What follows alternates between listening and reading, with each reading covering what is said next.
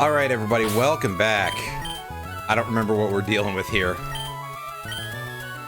Oh right, we have this Absol that we just caught recently. Which has an ice move at least, that's cool. I don't know that the rest of that's gonna be any good, but we've got our mule and we've got 5 other Pokemon in the team, so we're looking like we're off in a decent position for the time being until it turns out that everybody I have here is kind of, well, that's that's already true that they're questionable except for like Mewtwo, who could probably carry even with just a recoil move. Oh yeah, I have like no good attacks. Well, I do have a strength HM, so I can distribute that to people who could use one of those. Like, for example, we can dump Rage. Rage is not a good thing to have on, like, any Pokemon. And Absol in particular really does not want that.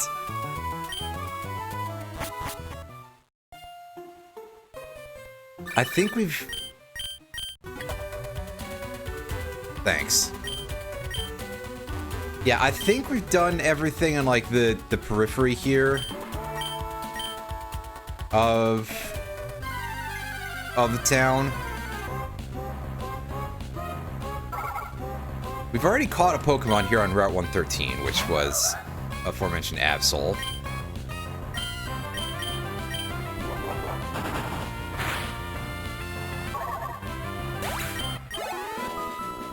So I guess we could farm a tiny amount of EXP, but we'd probably be better off going out of town to the west for any of that.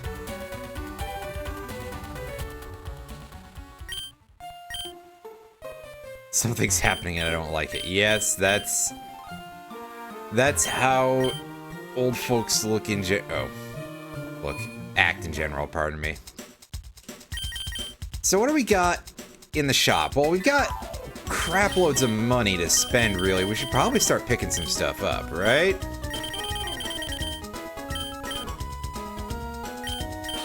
Let's grab ourselves 20 super potions, because there's going to be a bit of a haul in our future for sure. I know that we have, not Mount Pyre, Mount Chimney, I think it's called, where the Team Magma guys show up. I forget which one it is, but they're a bunch of jackasses, and they interrupt our plot for another, like, very large amount of time. Move Tutor is not much help because we don't have heart scales.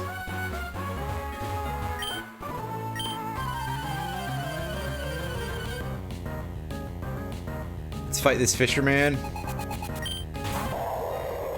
Ooh, that's a big boy. Ooh, that's a quite solid Pokemon.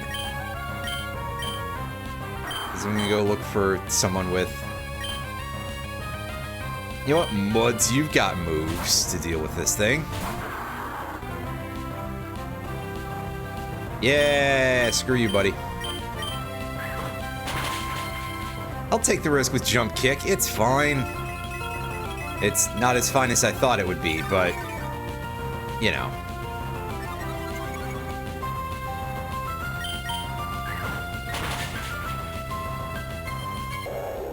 We got there, eventually. Slam? Absolutely not. Don't kid yourself. That still isn't useful. Wow.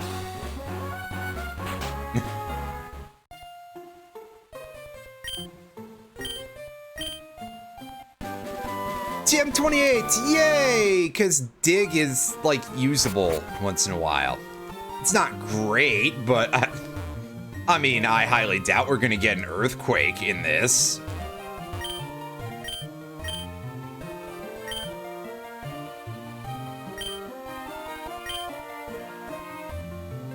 Go in the desert, yeah. No, Dig is the only one that's not randomized. Oh, no, never mind, it is.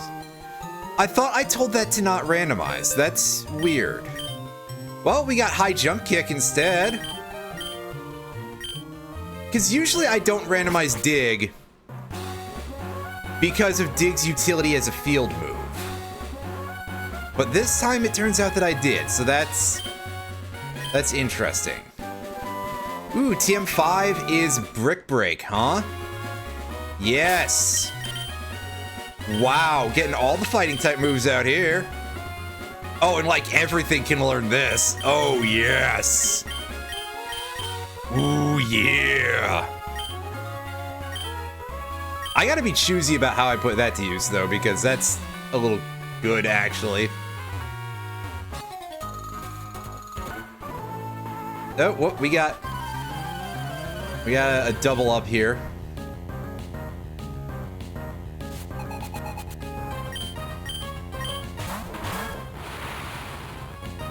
I mean, I guess, but Brick Break is kinda...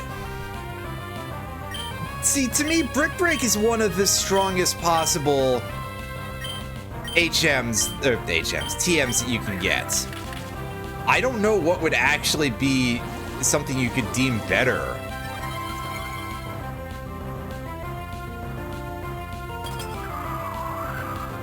Mostly because, like, a lot of the other fighting moves have garbage for accuracy. Hey, what's up, Brian? Yeah, you've got the little hockey gold lights there as your animated emote. Nice.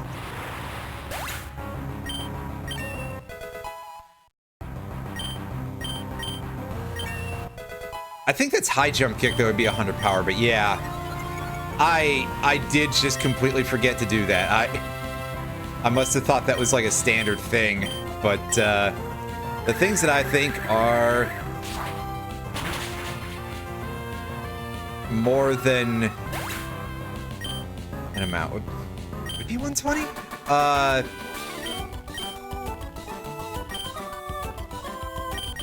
It might be 120.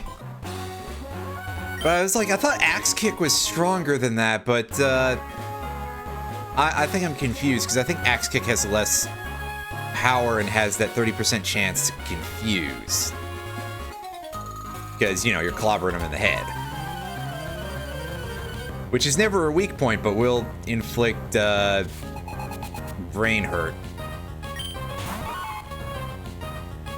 Yeah, okay, it's 130, and then Axe Kick is like 125 or something.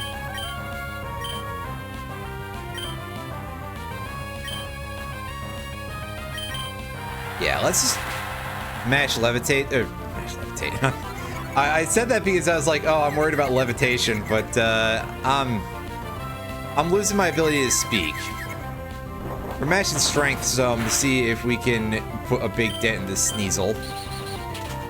Granted, we're also out here as a glass cannon dark type. We could cause some problems here. Yeah, we're gonna hurt ourselves more than this thing is gonna hurt us.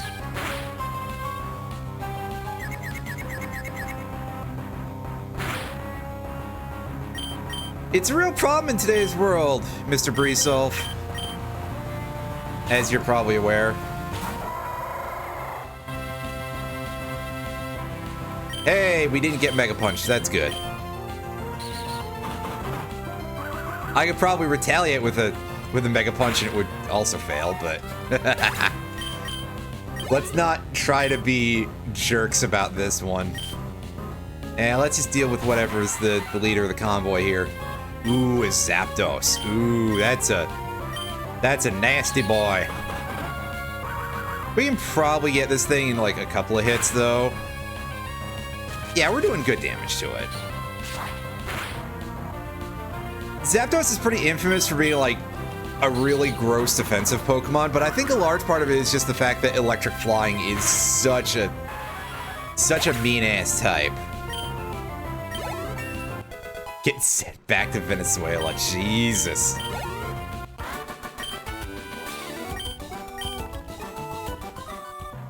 So they can... I was gonna say, so it can get hit by the School of the Americas again, right? And then we just keep steamrolling it and pretending it's communism.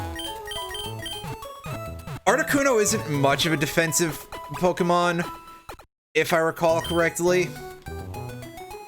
Depending on what they did with its special stat in Gen 2. Mostly because I'm like, oh yeah, it had that ridiculous special stat in Gen 1, which turned it into kind of a nuclear bomb.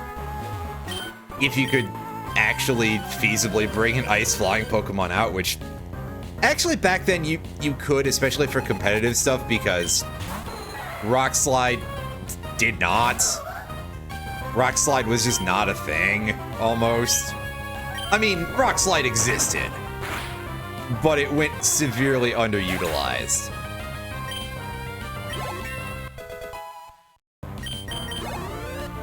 Rock Slide was Duty Slide. Yeah, a little bit, mostly because of the funky meta at the time and stuff. People were like, why would I use this? And then Zapdos shows up and it's like, oh, right, that's why.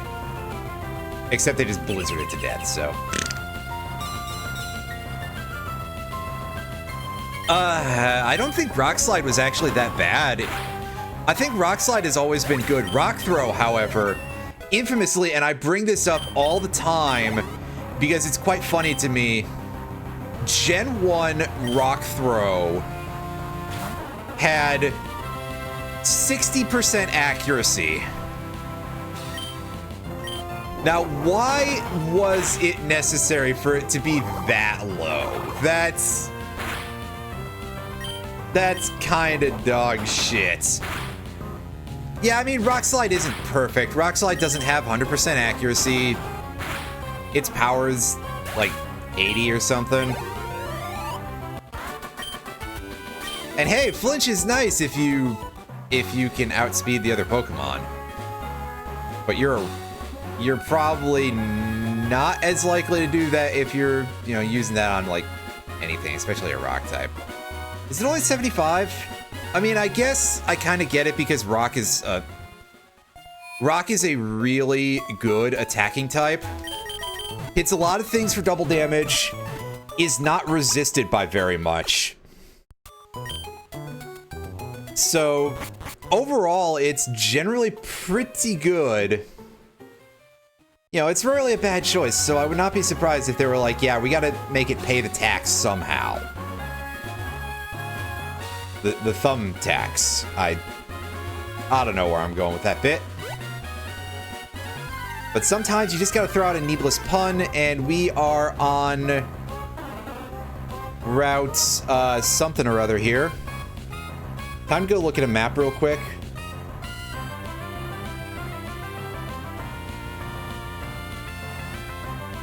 Fall Harbor Town, Route 114. So does this connect straight to Rustboro, or...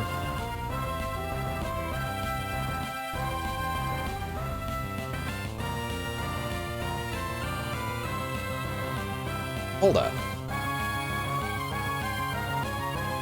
Okay, no, Rustboro has 115 to the north. And we haven't even caught anything on 115, I don't think, because you can't get at the grass there.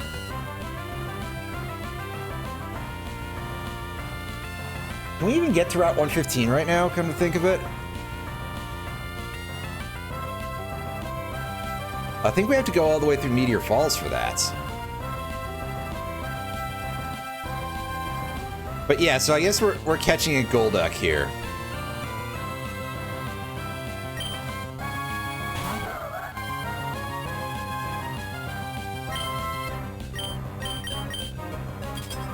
Anyway, yeah, no, Rock Throw has, like, really mediocre base power.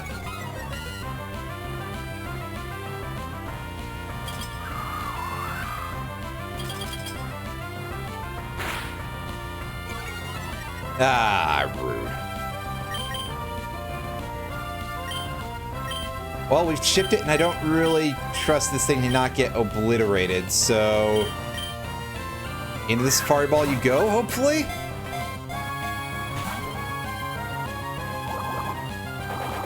Oh, I should probably switch in something that's a little more resilient here. like, Mewtwo should be able to tank most of these hits, right?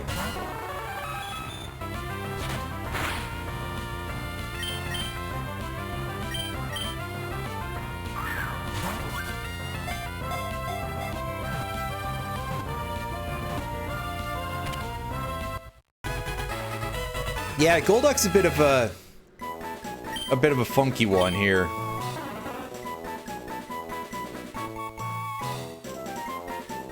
Uses psychic powers, it's not psychic type. This always throws me off for some reason.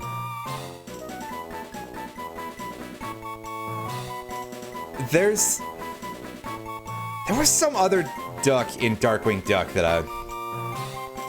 I'm not thinking of Launchpad, although I mean, could call it Launchpad just for reasons of webby that works.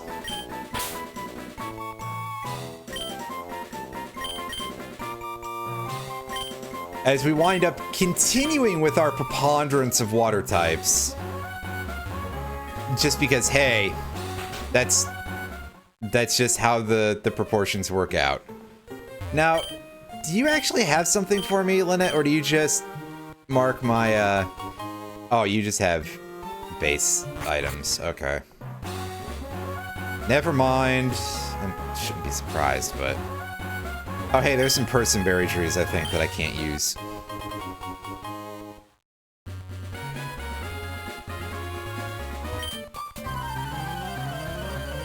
Let's talk to this random stranger from the side here. A Sunflora and a Skitty. Well, I'm not worried about this fight at all, actually. Which means that I'm probably gonna get shown what's what for that.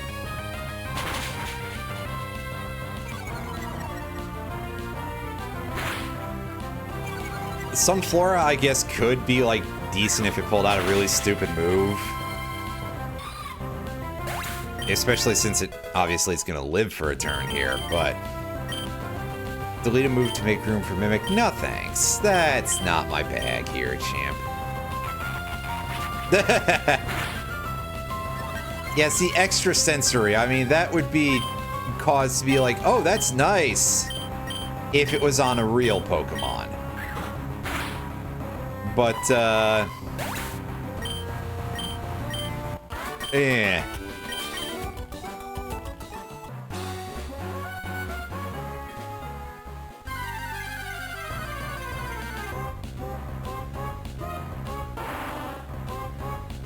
Oh, hey, Gengar. That would have been probably a little bit more interesting than yet another water type.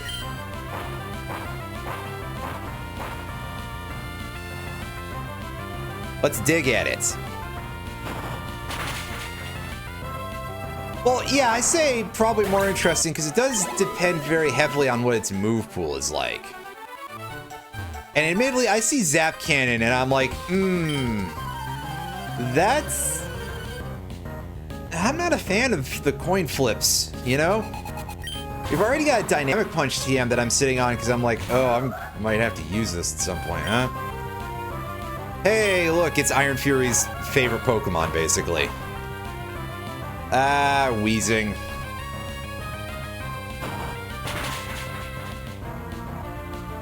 If only Poison type was actually good in Gen 1.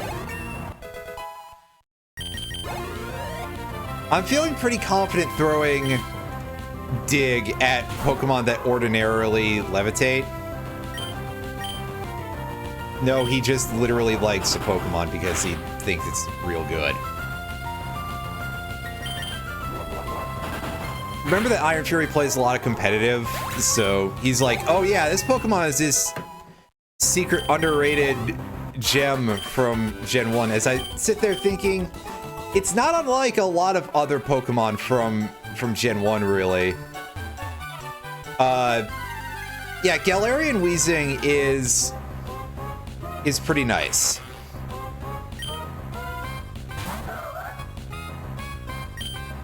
That, neutralizing gas, I think is the ability's name. That's pretty handy. Oh, shit, Ice Beam. That's gonna hurt. Eh, never mind. It is still coming off of a level 15 Electric Eel here. So, less than I would have guessed. Yeah, Galarian Weezing does some pretty neat things, but meanwhile, regular Weezing is like you're stuck in the land of Gen 1 Pokemon, and you know, unfortunately, somebody is never gonna live down. Oh, you jerk. I thought by this point we were strong enough to get the one-hit kill, but clearly that's what I get for thinking.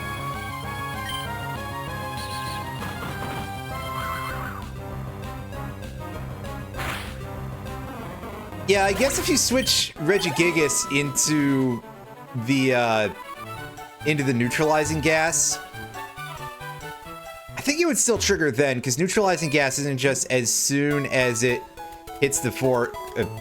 I tried to say field and board at the same time. Yeah, I saw that. Looking good, buddy, is what I believe they say. Or rather, they do the proper Big the Cat voice. Looking good, buddy! But, yeah.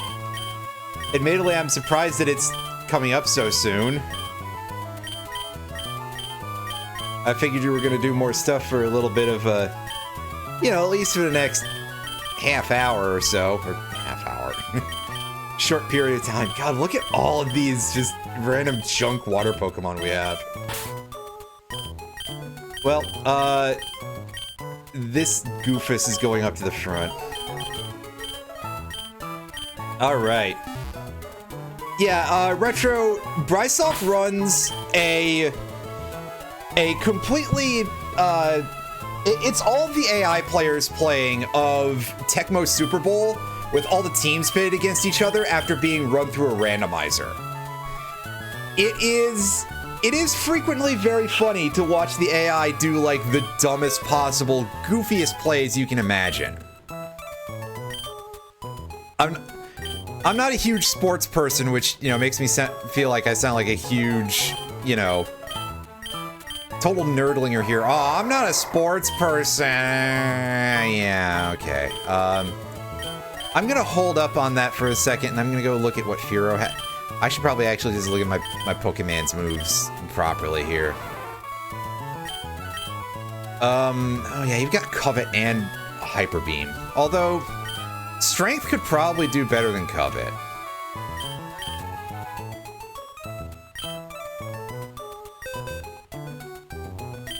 Yeah, sometimes you get the same dude dying like every other week.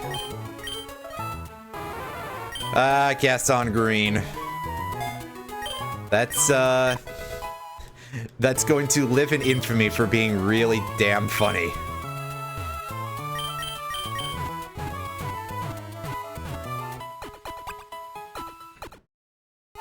Oh boy, one of the greatest games I recall was like stayed a complete no-scoring round into fairly deep into overtime, right?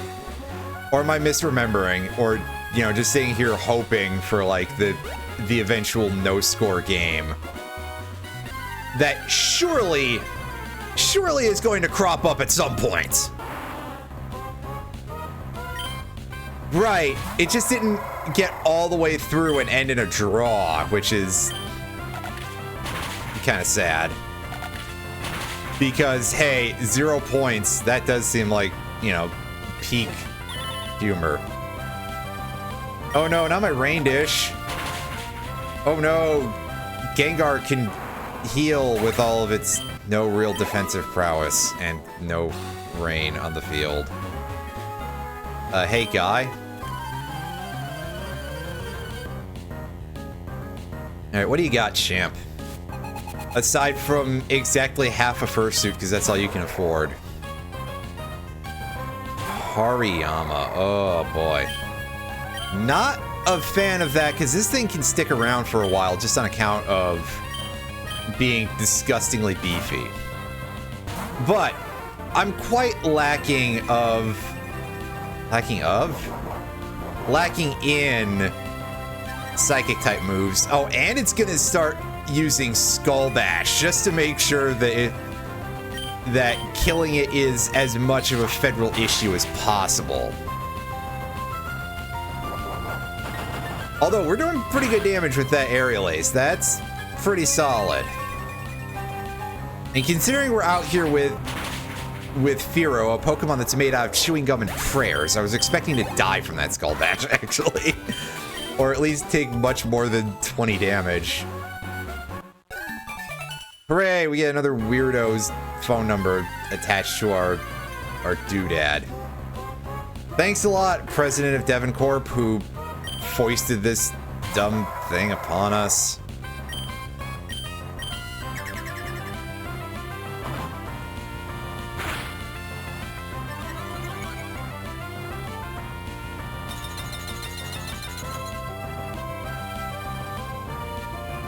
Oh, nice. It might take itself out from the hail. Oh. Neither of us took damage from it. What? That doesn't seem right. Game, are you drunk?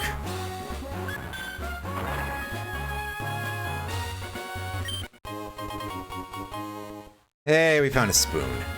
That'll go real good next to my no fucking psychic moves. That's not even the first Twisted Spoon we found. Jeez. Sometimes you just feel like the game's kind of laughing at you. Just had to check if there was no hidden item up there, because that's a weird little contrivance of land there for no hidden item. So, this is literally just for a secret base location. Yeah, Shadowbringers, well, to be fair, Shadowbringers is kind of one of the sadder expansion packs, I'd say. In terms of a lot of that, you kind of start out and things are in a really terrible spot, and it turns out that a lot of the character's backstory you get is pretty depressing. So it fits at least, but yeah. Guy's about to send in a T-Tar.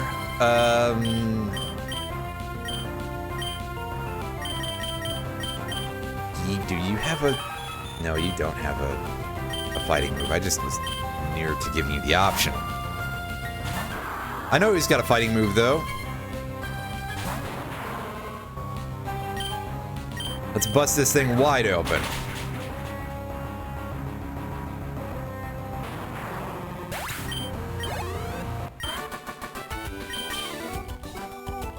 And you are out of here. Oh, yeah. Yay, more phone numbers. Hooray.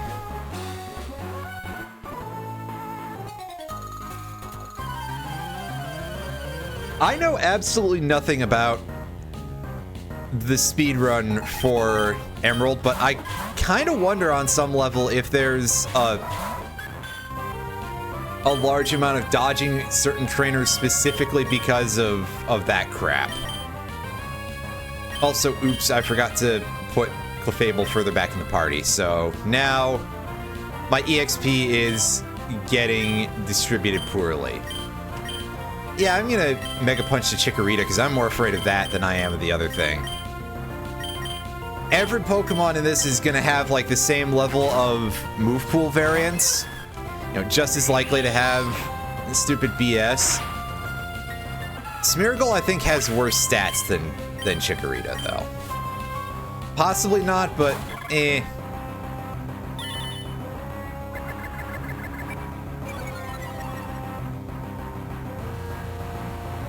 Oh, hey, look, Beautifly. It has Cross Chop for some reason. Let's deal with that ASAP.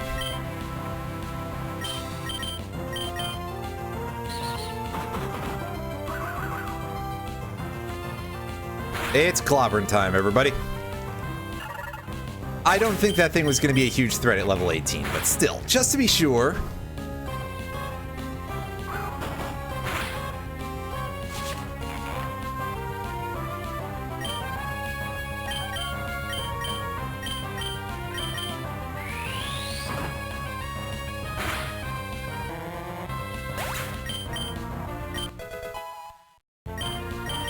Yeah, see, Clefable's going to get a bunch of experience that it really doesn't need.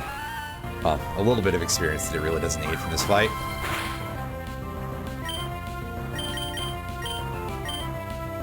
Oh no, we can Silverwind this thing for bonus damage if it lives.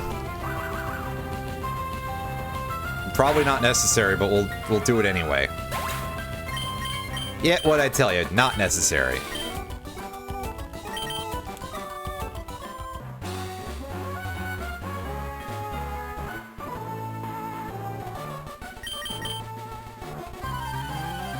You clown. I'm not gonna be your echo. It's too much effort. You fool. Oh, the Feraligatr levitates. That's hilarious, honestly. Just, you see this dinosaur crocodile and it's just floating in midair. Super Fang, huh? Ooh.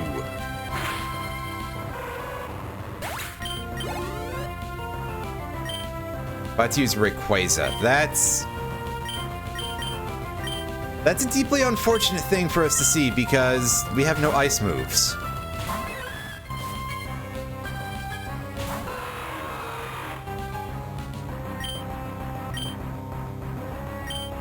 So I just gotta pound on it the old-fashioned. Oh, God. Well, I don't think that crit was necessary, champ. Oh well, rip our Corsola. Had it shockingly good for so long for being Corsola.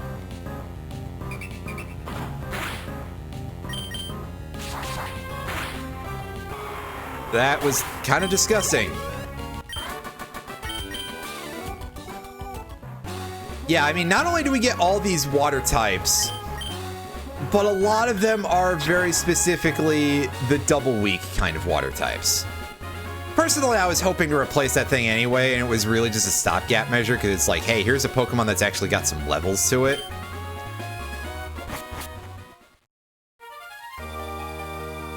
So now we get to go into the not bright fuck orange. Ooh, EXP share, that's good. Meteor Falls. Oh boy, these guys are here. All right, what are we encountering? Ah!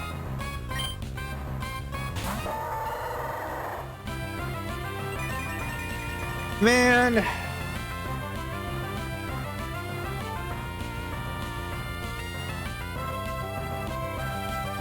And it has fucking drought too, like everything in this goddamn seed.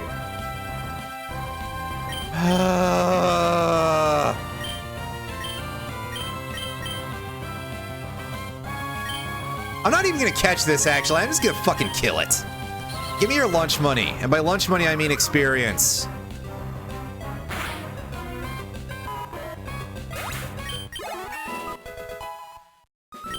I'm sure that, like, hiding right behind it is probably, like, Dragonite or something. Oh. That proc the event. Oops.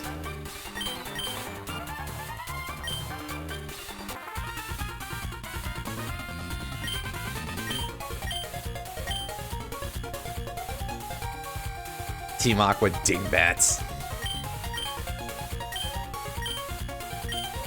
Like the Aquabats? Wait, no, sorry, that's... Yeah, no, Ledian is an evolved Pokemon, so at least it's worth, like, 51.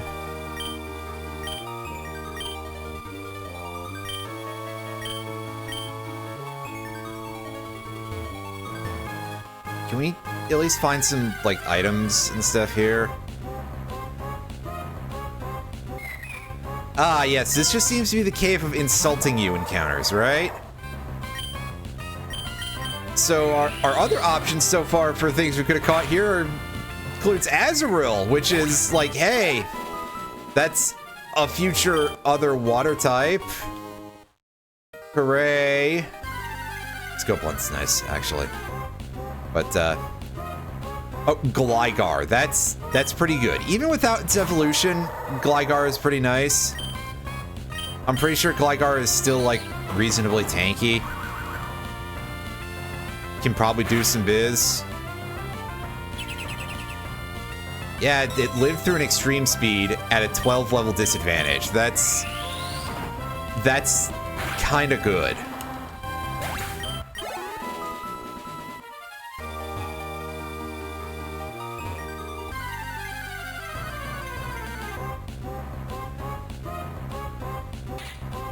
Lotad would have been another water type, but it would also be a grass type.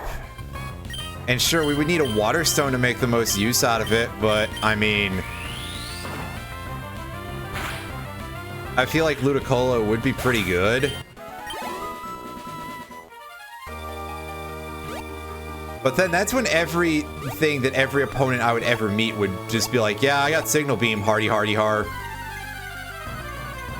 And we'd just cry.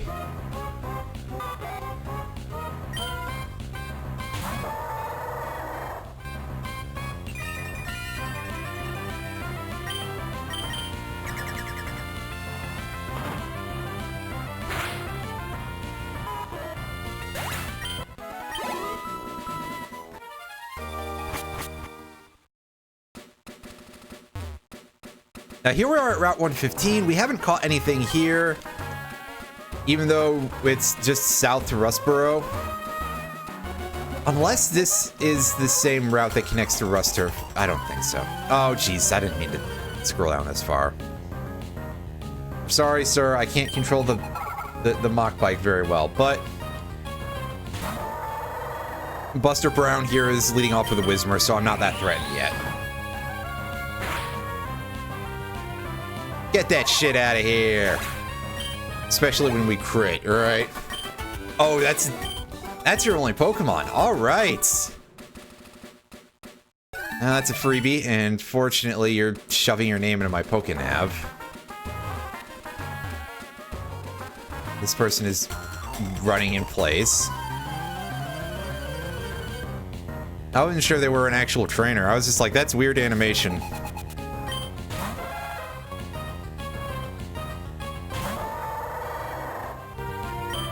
Cubone! I like Cubone. I like the Gen 7 version of Marowak better than I like the original, but eh. Yeah, that had to... Our number had to be up on that accuracy eventually, right?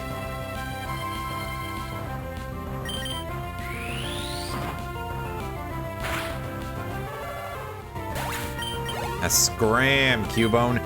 About to use Marowak, that's fitting. I think we can just make this thing explode with one of our moves here.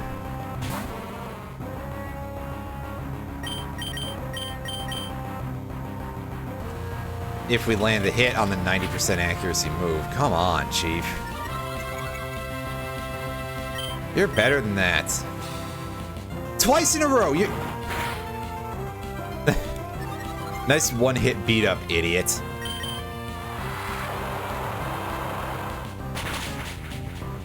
There we go. That's better.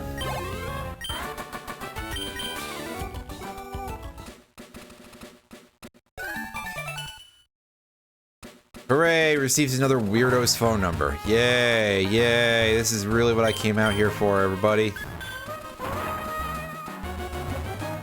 Crunch that rock. Find nothing in that suspiciously placed rock. A magnet. I should probably give that to Mewtwo.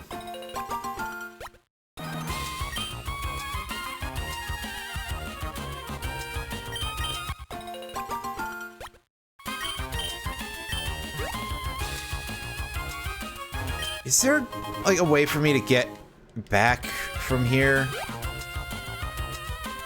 This does worry me a little bit. Hey, you. Yes, I already know about encountering Pokemon in a cave. Or does this just go straight to Rustboro? I could have sworn you had to surf to get over there.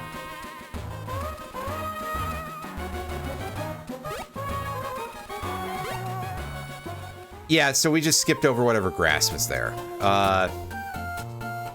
To be fair, the grass is level like 25 Pokemon. I did actually go look that up. So that's probably a little bit meatier than we would be expecting right now. heal. I gotta go remember to put my Goofus in a cardboard box.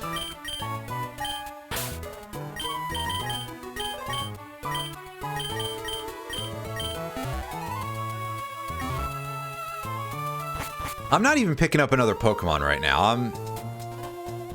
I'm slightly upset about what happened there.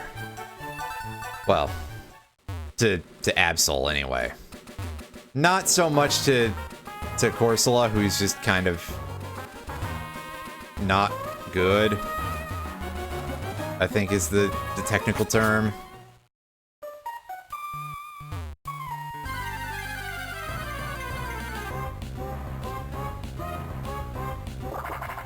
If only you could still, like, trade for Pokemon from the game corner, I would absolutely just go like, okay, yeah, you guys shut up and take my money. I would 100% subject you all to gambling well, maybe not, but... Oh yeah, hi, Vibrava, that we aren't allowed to get in Rust Turf Tunnel. Because we're not that lucky.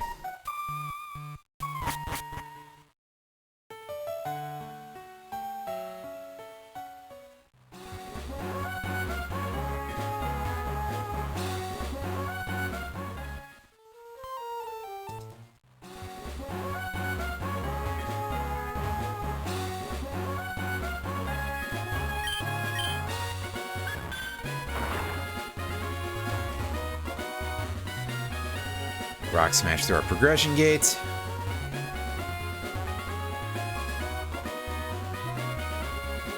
Look over the place we can't go to. Now we have to go to Mount Chimney. And thankfully, I think...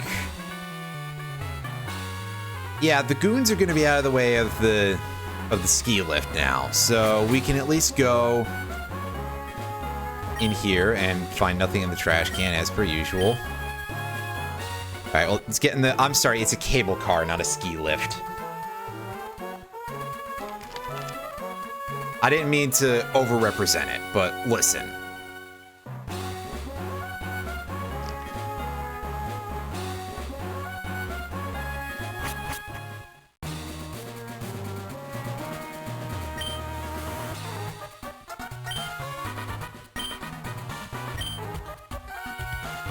And then you've got these two idiots that really just sum up the fact that, you know, these two teams really are like, hey, we're trying to solve an issue that's not real.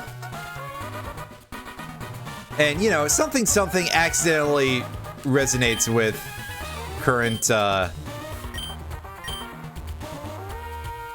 you know, the present day.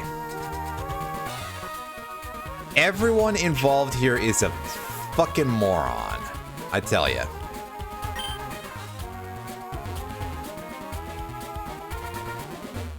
Besides, I feel like if you want to create more land, volcanic eruptions, even at like the most oceanic, locations, don't really tend to do that.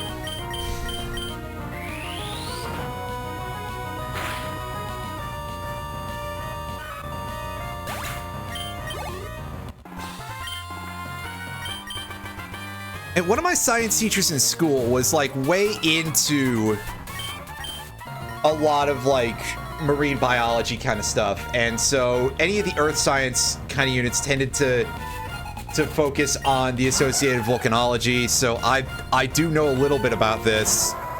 That like, yeah, that doesn't really happen.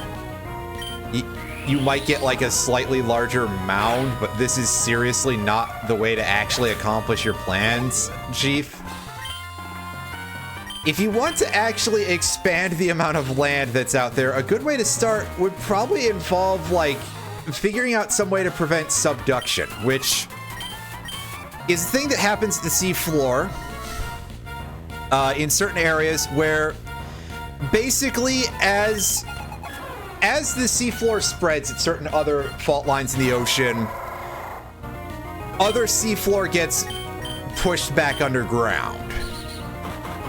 So, like, I guess it probably would mostly just expand the area of ocean, but it would be more land space, and the amount of water doesn't go up. So if, like, you know, by millimeters, you do get stuff that would be dried out that would be coming up out of the... Listen, I don't know why I'm even delving into this with this level of things. I'm talking about straight up fantasy bullshit on some level in terms of the prospect of that even being a thing that's doable. Also, obviously, it's far too smart for any of these goons.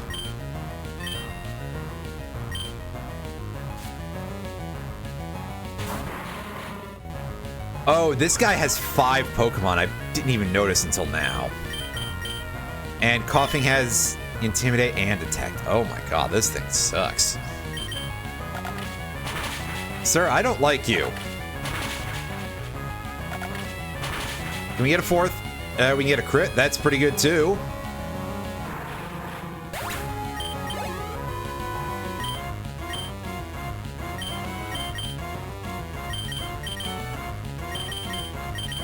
A Charmander, huh? I'm not terribly worried about this thing putting up much of a fight, to be honest with you. Although here comes the really dumb ability, I'm sure.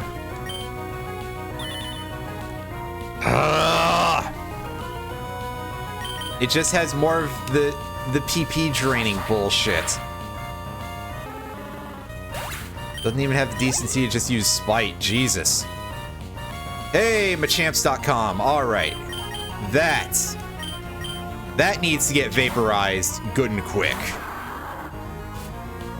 Because old Machamps.com here could actually do some pretty serious damage to us.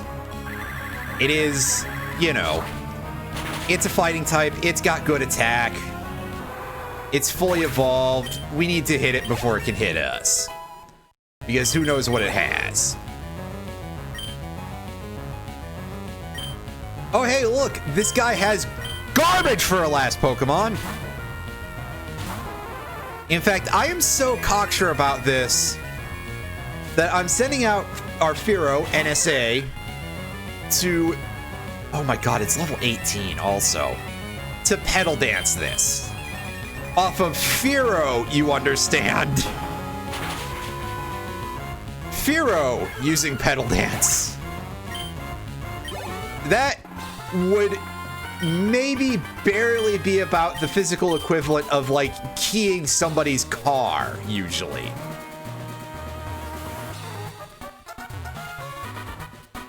But because Corsola is such hot garbage and it's double weak to grass, it just exploded.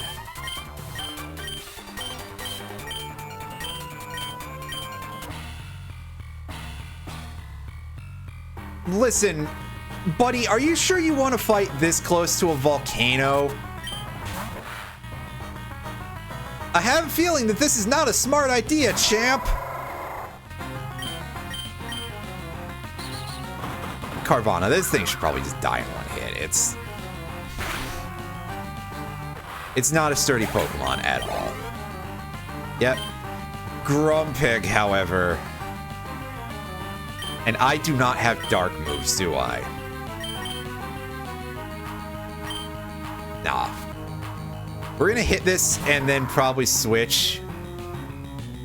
Sorry, I'm clearing a notification on my Discord. There we go. Otherwise, that was gonna bother me for a while. I'd be like, oh, I missed a message. No, it's just somebody saying they're going live. Which, fair enough, but also...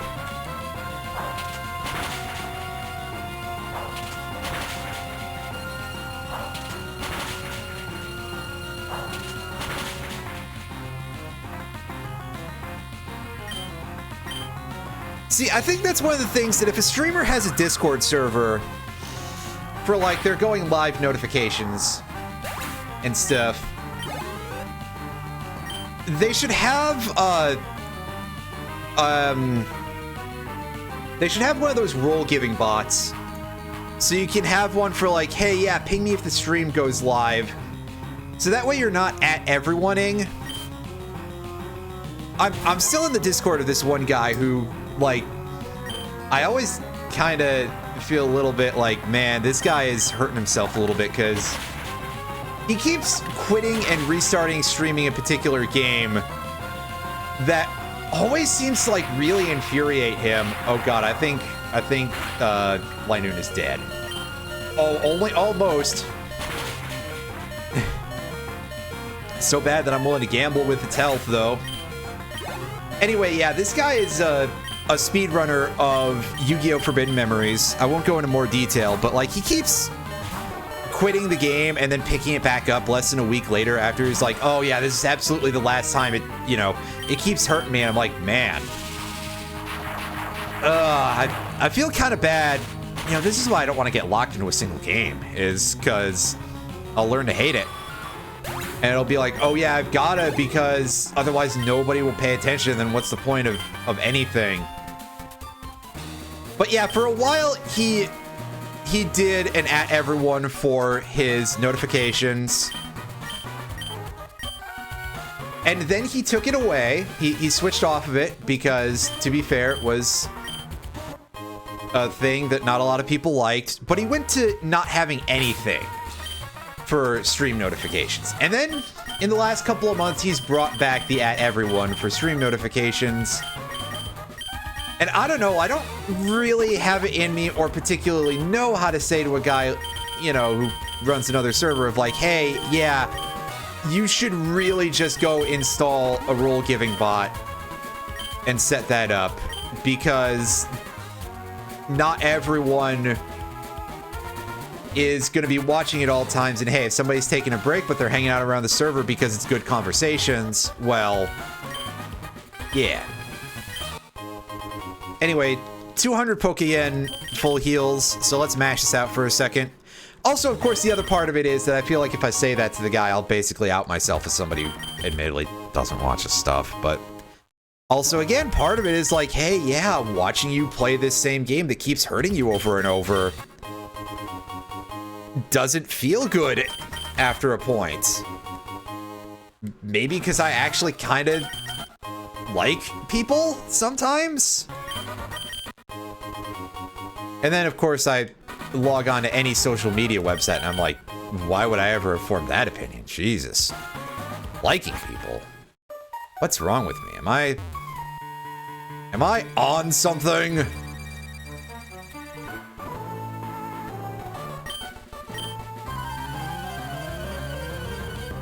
Okay, so we have a chance for a new catch here, so maybe it'll actually be a good Pokemon once we deal with this dude, who's leading off with Jinx. I mean, Jinx would be a welcome addition to the team if we could find it here. Oh, plus it's got Stab already. I mean, it's just Icy Wind, but that's still pretty decent.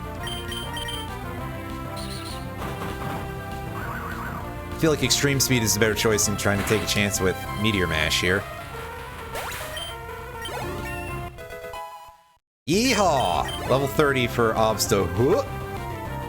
But send in Noctowl. So, Noctowl can be handled quite easily with an electric move. Does Noctowl truly even have stats? I mean, this thing is not good. And yet, I swear, every single time I faced one in Gen 8, this thing was able to tank special moves.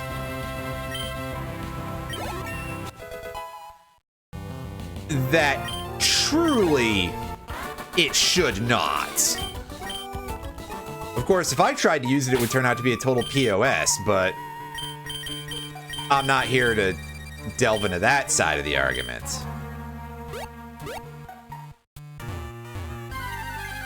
Alright, come on, not a water type. Oh, baby! Now that is good. In fact, that's better than good. That's fucking Dusclops is what that is. That's really solid.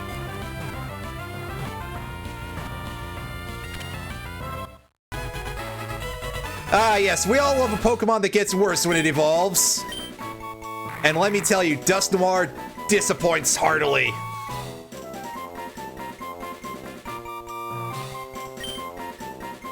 So now we've got Dusclops here, and I realize I I don't quite know what to name this thing. It's a real freak, isn't it? It's got like a budget Cthulhu mouth going on a little bit, actually. That's like... That looks like that should be like little rounded tentacles instead of flat bits. So that way it can do the Zoidberg sound at you.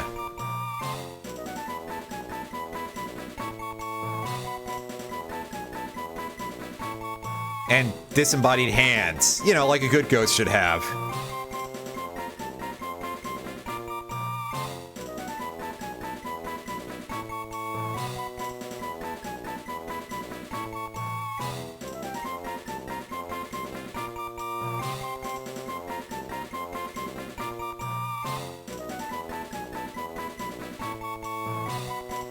Bongo Bongo. Actually, that's a pretty good one. Let's do that.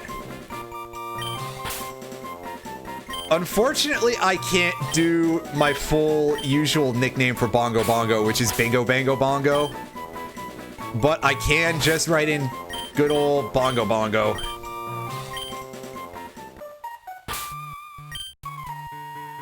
Alright, Bingo Bango Bongo, you've got an item on you. What you got, champ? A Lepa Berry. Oh, now that's actually... This thing is endearing me to it pretty fast. Oh. Which means that surely there's going to be disaster in my future for this thing, right? Pickup?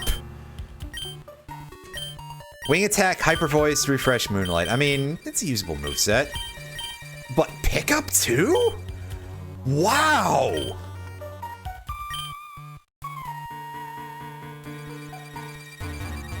This is like... This is a real Pokemon. This is actually good. That's pretty sick. I think my pickup chart is randomized, but we'll find out eventually. Oh, jeez, excuse me.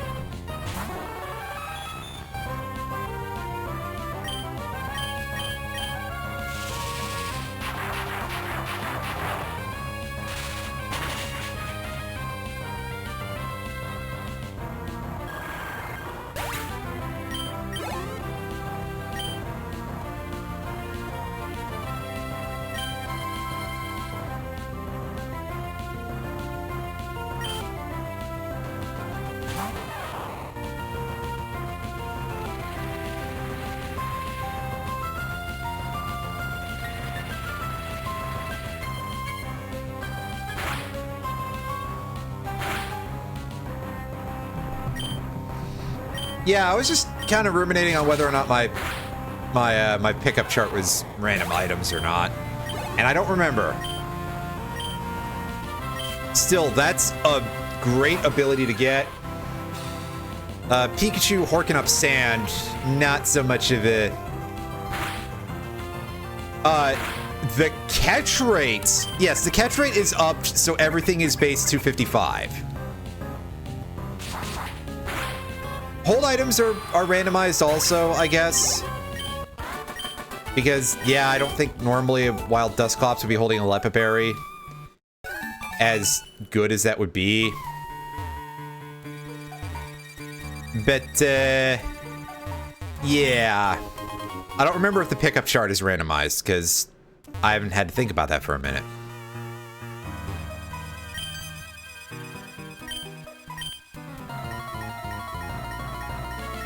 All right, let's give this guy a bit of a swirly here.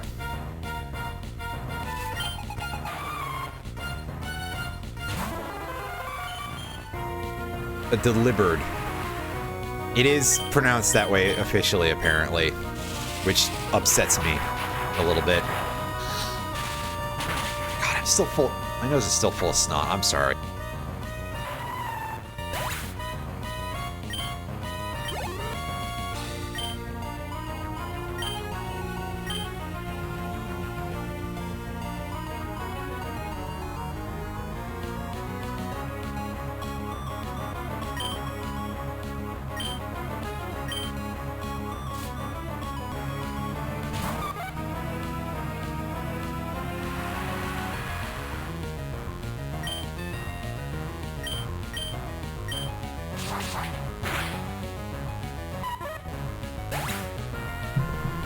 dust. Maybe I gotta vacuum in here sometime.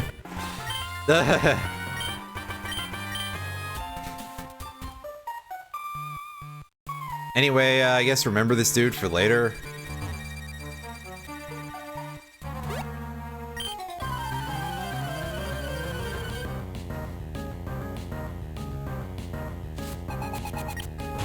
I think this game doesn't have the auto filter. I think that was introduced in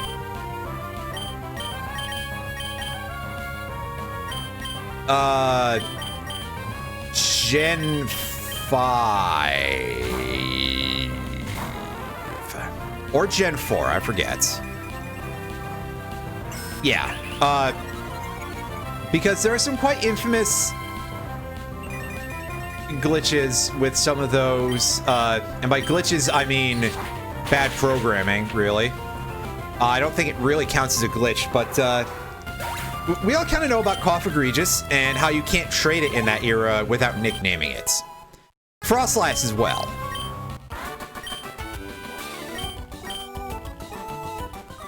But they kind of get really apocalyptically mad because somebody thought that Cough Egregious was a good spelling to begin with. Like, I think that doesn't really... Well, Frostlass pings because the last 3 letters of the name are ass.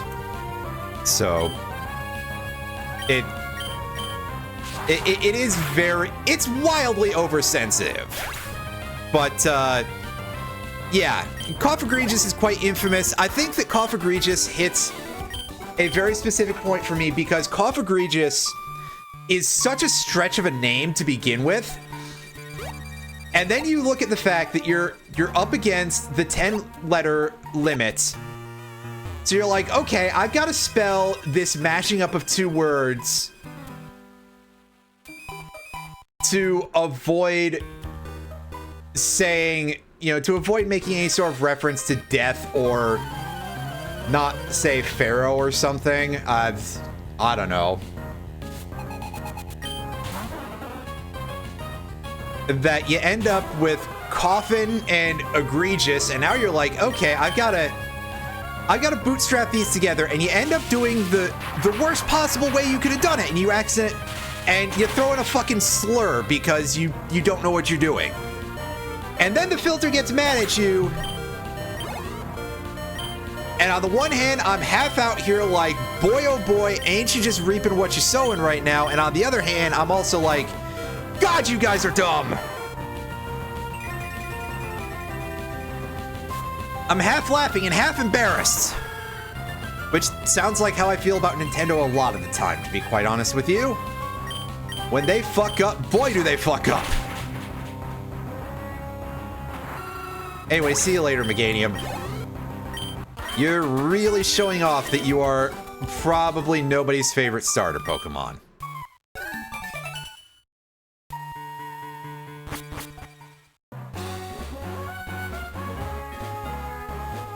Actually, I reckon that if Meganium had shown up in later generations, it would kind of be a...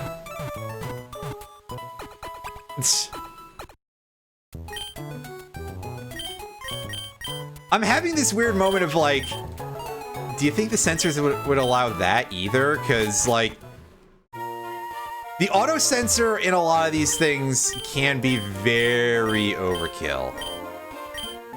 Oh, I need to actually put something away to be able to pick up the usually why not egg. But hey, it's gift Pokemon. We're going to take it. We don't need any HMs at the moment in order to reclimb Mount Chimney, right?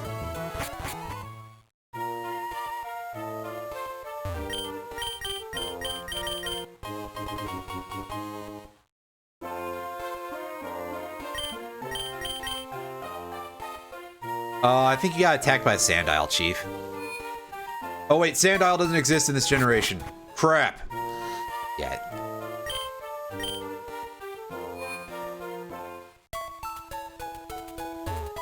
Okay, right. I was like, where's the exit here, dude? Does anybody here have an item?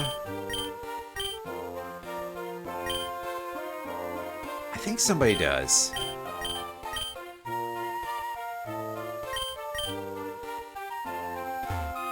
No, I was mistaken.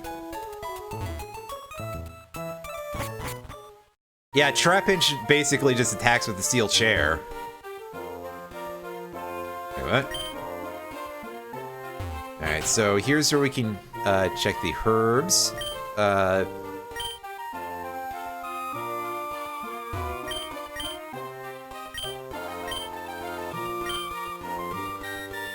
Teach the move Superpower. Ooh, we got a couple of Pokemon who can learn Superpower. I'm thinking Geeg probably wants that, but we will deal with that in a short while. Alright, what do you got? Illegal items. Not at all illegal. We got a Black Flute. Does this break when we use it?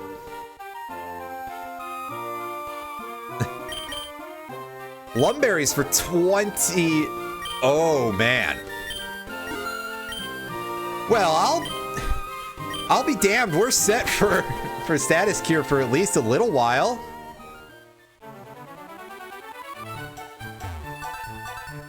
No, it doesn't. Okay, so I can go grab that as just like a free repel forever. Nice.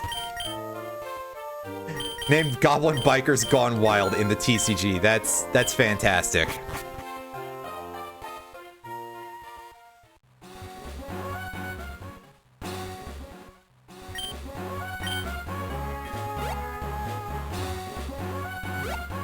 No Goblin Bikers from Mars there. No instant egg hatching, but I don't remember if that was even an option that I had. So, in my defense, that's fairly defensible, really. Well, whatever. Let's just go up and down a little bit. If I had a Pokemon with Flame Body, that would make life a lot easier. But first is Tragedy, then is Farce, or something. There's nothing new in Guy Fieri Path for us to do for a little bit, because we need Rock Pushing. Oh, hi, Wailord.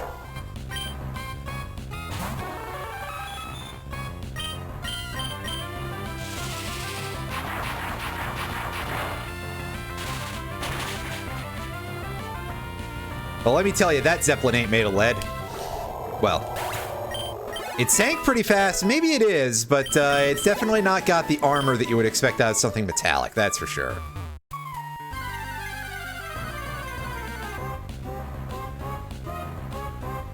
I mean, yeah, there's cheats. I'd have to look it up, though. That's the other part.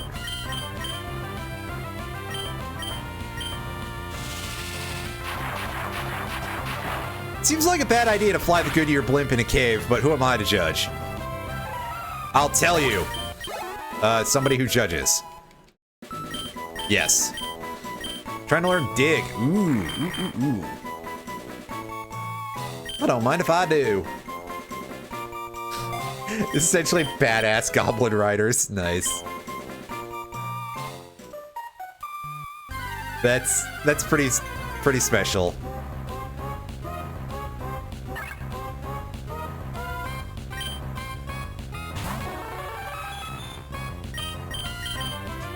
It's probably not even worth killing this thing for even the EXP, because, I mean, it's level 14.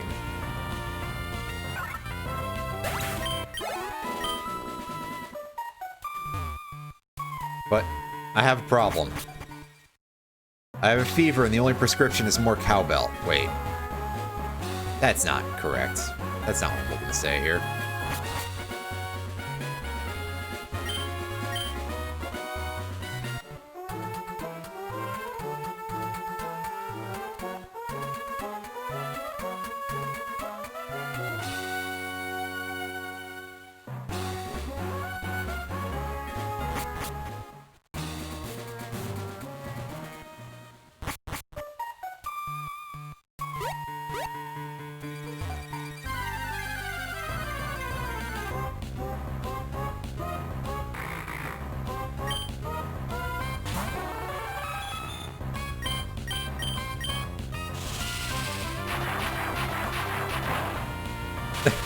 Oh, that's a choice for a name.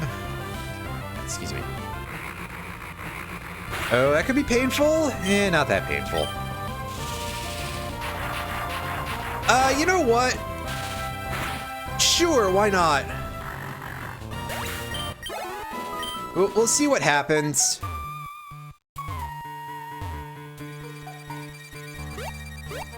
By that I mean, I'm sure it'll work, but I will save the game before I do that just in case it ends up being accidentally a massively incorrect code. It'll probably be fine, but...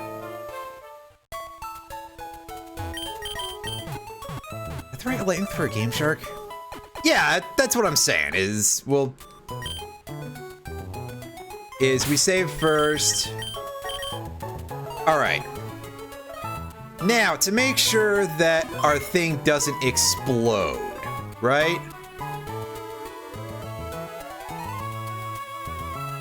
Copy. Tools, cheats. Add Game Shark. Oh. I think I have to actually put that in first and then click Add Game Shark. Or is that right? Sure, I actually don't know how to run cheats on this emulator, actually, because... Yeah. No, that doesn't seem right.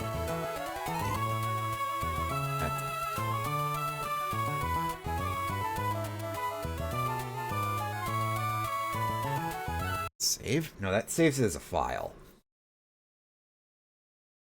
I'm in MGBA, version 0.9.3, which might be outdated, but...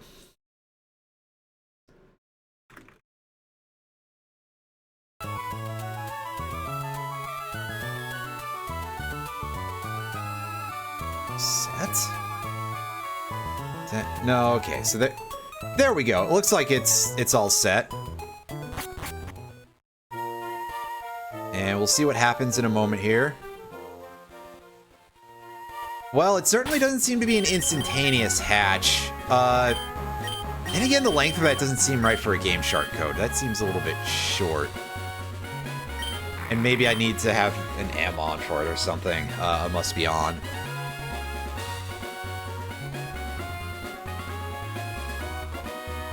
Wait, no, it's gone from both of them now. What the hell?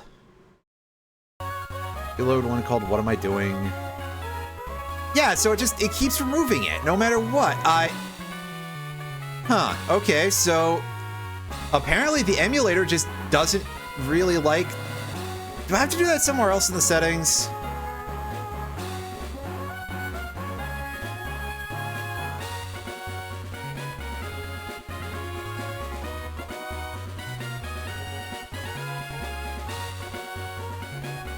I'm taking a second here to go look at this, because this might actually matter more for, like, other things, but,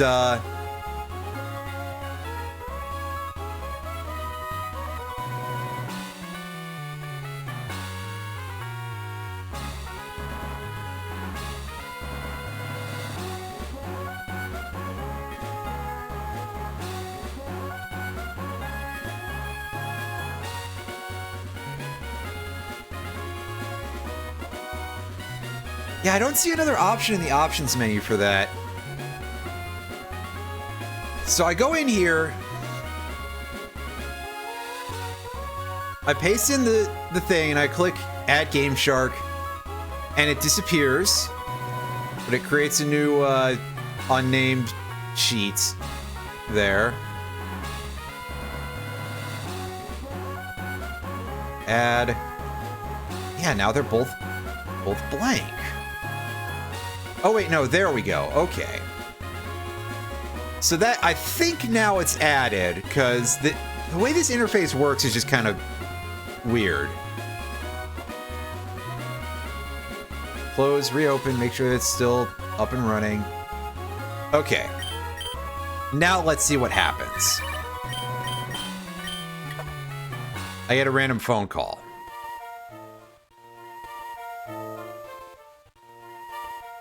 This is certainly no immediate I didn't save the cheat list this time, but, Lears?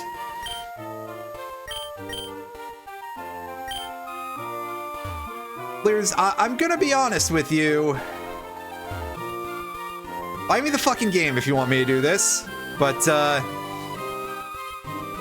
you know, also, I can do shit on my own once in a while. Do keep that in mind. I know that you have, like, nothing because reasons, but also, man, I don't know. Anyway, I know where I'm going with this. Eventually is the thing, just, you know. Yeah, so again, I think that one of the things here that is possibly confusing me is this is a 12-letter code, and I believe the Game Shark stuff of this era was 16 letters, and they were broken up into 2 lines of 8 each, usually. That looks more like a code breaker code. But also not quite, because code breakers usually are phrased looking more like addresses. So basically question marks.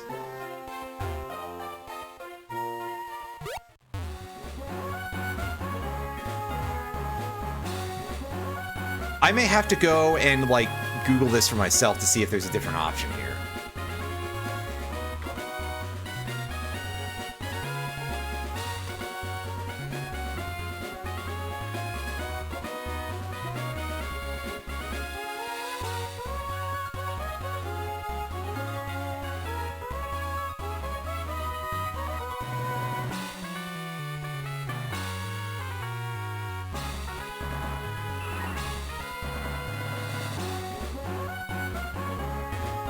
No, I mean MGBA is just a standalone thing. I don't use RetroArch. I just have all my emulators as standalone, which sometimes does kind of suck because genuinely RetroArch has a very good N64 core called Parallel.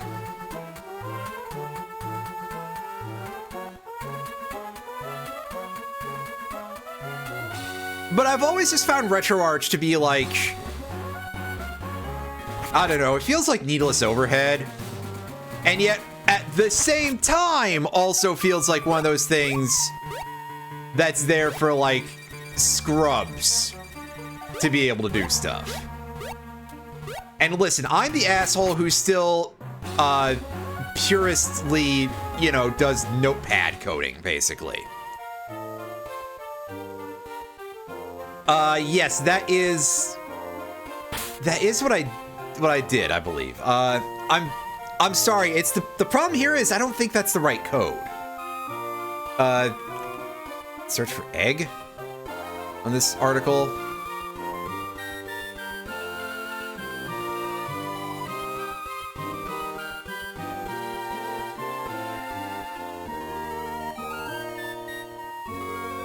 Yeah, okay, this one doesn't have a egg. Yeah, so that list didn't have what I was looking for either.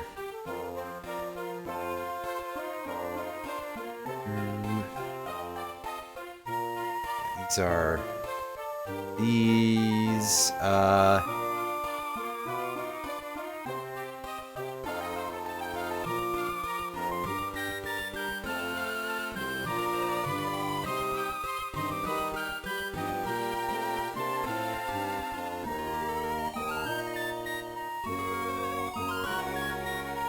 Now, I could try it as a code breaker code. It looks a little bit off for that, aside from the length.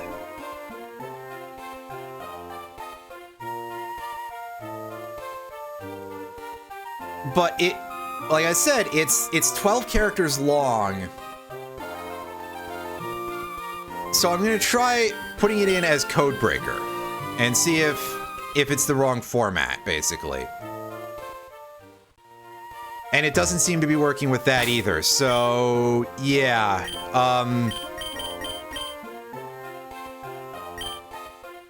I guess it really is just us walking back and forth for the next couple of, however long. Well, it was a worthy experiment, but I think that ultimately we're just going to have to come to the conclusion that by the time that if I had just been walking around back and forth in all that time that I spent trying to actually get that code to work properly. Yes, Retro dropped a code into the chat to give us fast egg hatching. Because, yeah, this takes forever.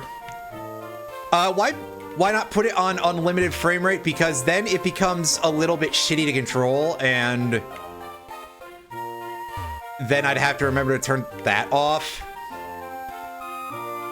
I mean, you know, instant egg hatching, whatever, no harm, no foul. That doesn't change anything else.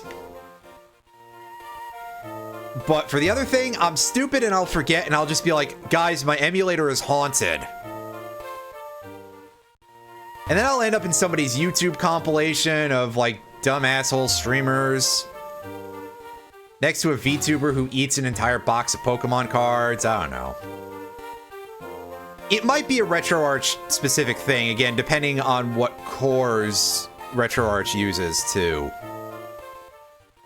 But yeah, I mean, I'm set in my ways. And I don't know, man, I don't know, Chief. It was worth a try, though, just to see if it worked. But sadly, it did not.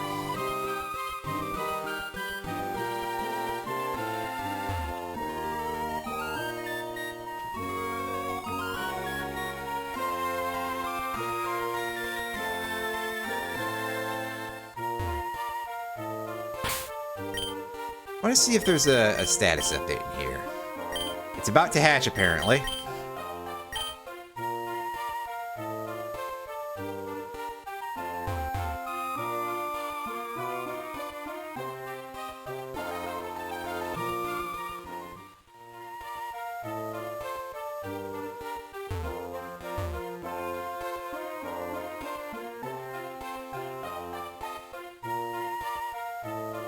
Like, one thing also is that it feels like resources for cheat codes for old video games are really starting to dry up on the internet. Like, I think part of it is because nowadays you have Google basically doing things for the clicks. And, you know, it's promoting Reddit and all these other SEO manipulating scumfuck websites instead of anything that has actual information.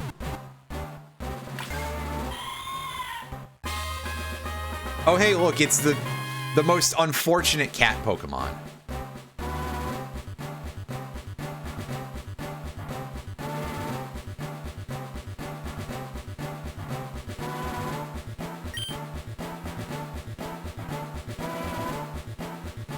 Yeah, there is that too. It might be a code for the European release. So, yeah.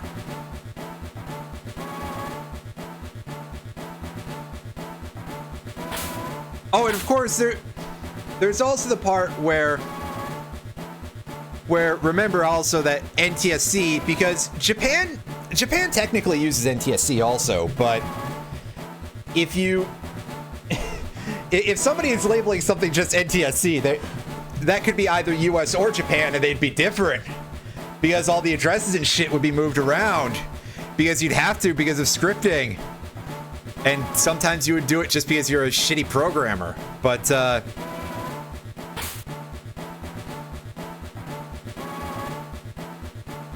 trying to think, there was a cat in something that I was checking out recently. Not that you guys would necessarily know that, but, I'm like, what do I name this dumb thing? I don't remember. Yeah. Yeah, there's that too. Plus, a lot of them are just, like, badly written and extremely incomplete compared to shit that I was able to look up on game FAQs back in the late 90s, early 2000s. Some of which is still there. But it's kind of sad. But of course, I feel that way about all of the degradation of resources of shit on the internet. And yeah, you know, at the very least, I haven't really seen a lot of people like, oh yeah, join our Discord to get all the hottest and best Pocket Man's cheat codes. But also, to be fair, I don't look at any of the Reddit posts either, because like, why the devil would I give them any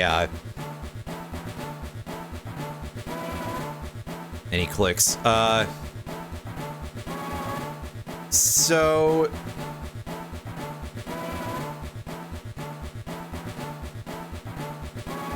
I'm gonna name this thing Chen, which is like multiple jokes in one here.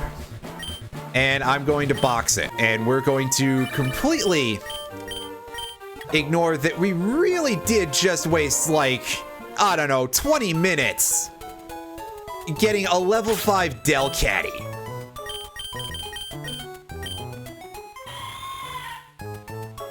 Water Veil, it's immune to burn. Sweet. Swift, Moonlight, Dragon Breath, Egg Bomb. So, for a start, Delcatty's move pool is hot garbage. Its stats are even worse somehow.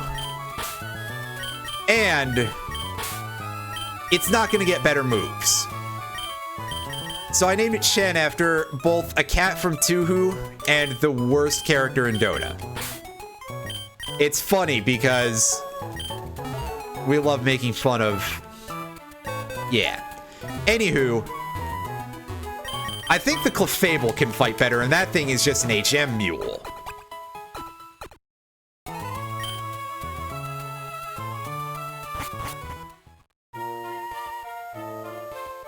So, I guess it's time to go and start plugging away at the gym. EXP share for Bongo Bongo, while it has pickup, probably seems a little bit counterintuitive, but trust me? Actually, don't trust me. I'ma do this.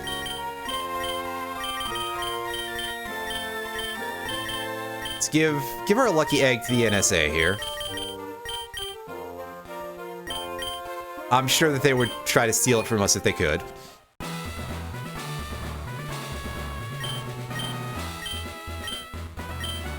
Tell me about the fog banks, buddy. Or like what this gym's gimmick is. Oh god, is this basically like a teleporter maze, or is it all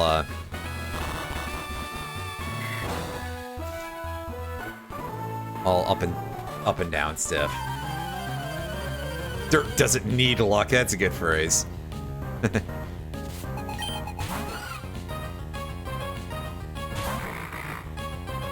Skitty, only level 22. We might be able to beat the crap out of this thing. I mean, it's just Skitty.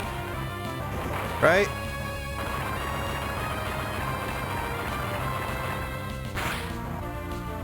Which is kind of weird, because that should be a thing that's fairly easy to tweak. You just set it up so that way egg cycles are like one step or something. There's a way to do that, I'm sure of it. Because that's a stored variable somewhere, and you just tell the game to be like, yeah, overwrite this. I don't remember how to do it, but I know it's a thing that is totally reasonable to expect you to be able to do. Oh wow, that thing has movement speed. It doesn't have much damage, but...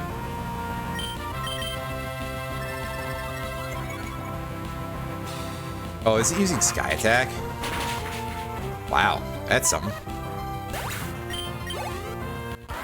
I'll counteract that with Wing Attack and do much better damage.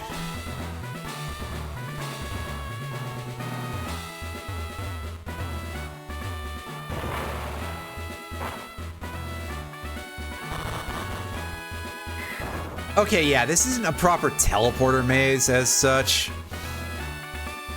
but it's conceptually very similar. Well, I don't think you should hang out on volcanoes very much, and you definitely shouldn't get into battles near the pit, buddy. That's just a bad scene. It's Moonlight. Magic Coat is status moves are reflected, I believe. I forget.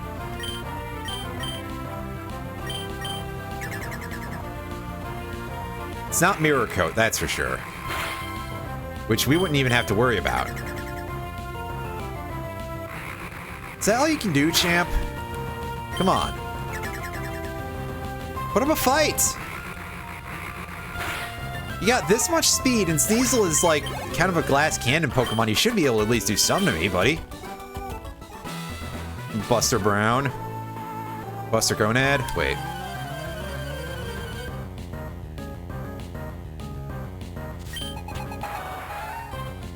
Ah, Rapidash. This thing might actually hurt.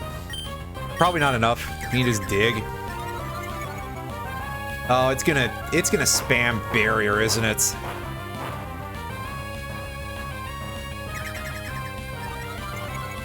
Oh boy, it's boosting the fuck out of its defense. Yeah, we're not cracking that thing with much ease here. Unless we switch to Hydro Cannon.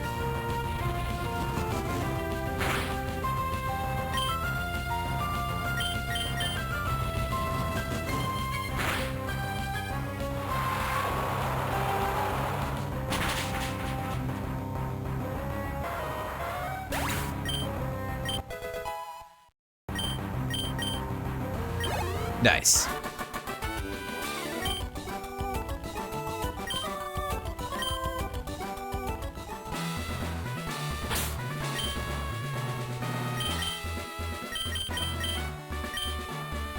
How's your overalls here?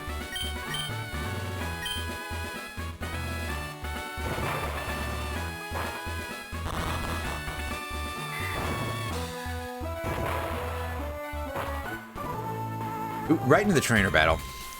Oh, it's a twofer. All right.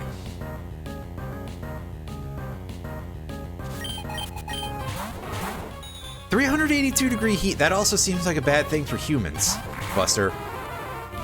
But you don't need to hear that from me, I don't think.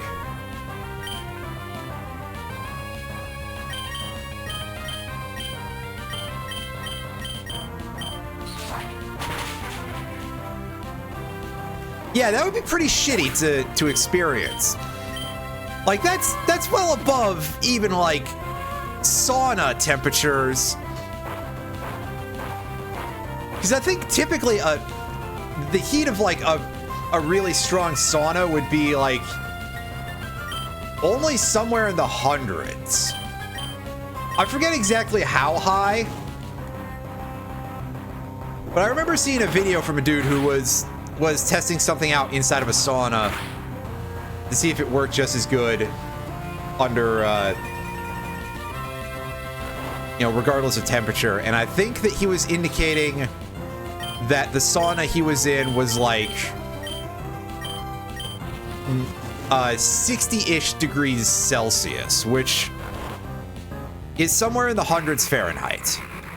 I forget the exact amount, and I don't really want to do the gross, disgusting mathematical formula right now.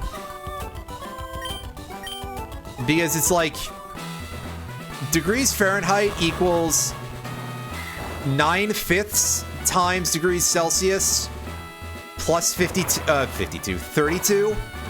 Yeah, it's a really funky conversion. And I mean, it is one I can do. 540 divided by 5 is 108 plus 32 is so like 140. Let's say that, yeah, 140 for like a really spicy sauna. I wouldn't want to be in there, but I can't take heat very well. Period. But I'm not here to judge. I'm going to assume that that's still technically a safe temperature to be at. I can tell you that 382 is more than that above the boiling point of water. So, yes, you probably should not do that, to put it bluntly. I don't have a good counter for Skizzer here, but I can barely even chip the fucker with Wing Attack. That's good news for absolutely the fuck nobody. Let's get in here.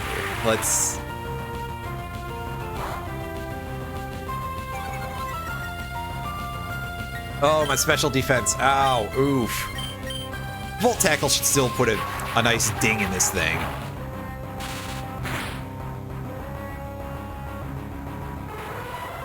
Excuse me.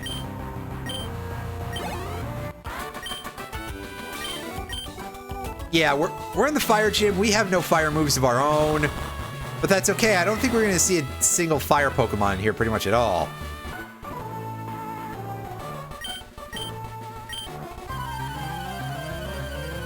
Oh, is that what that is? It's sand. Well, I can't really tell because it just looks like mud.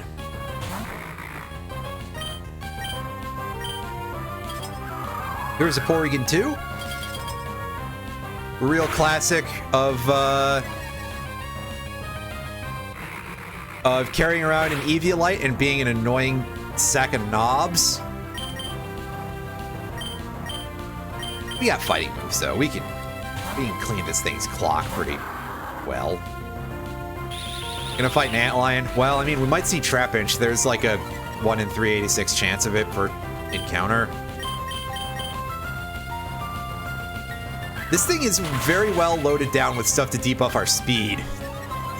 Like, bizarrely so. And yeah, see, this is why people tend to outfit Porygon 2 with Eviolite nowadays and use that as, like, I think that's frequently more widely used than Porygon Z. Because this thing's already a monstro fucking tank. So why not play into it harder? Like, come on, we should have broken that thing's beak with that jump kick, and we did. You know, we came up a little short of getting some nice fun Moida involved. But you know.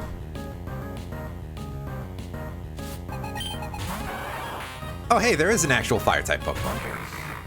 Well, okay, I might be stretching the use of the word actual here because it's just Flareon. Flareon, the absolute least favorite child of the entire Eevee family and the fire type, and quite frankly, maybe even the entire franchise.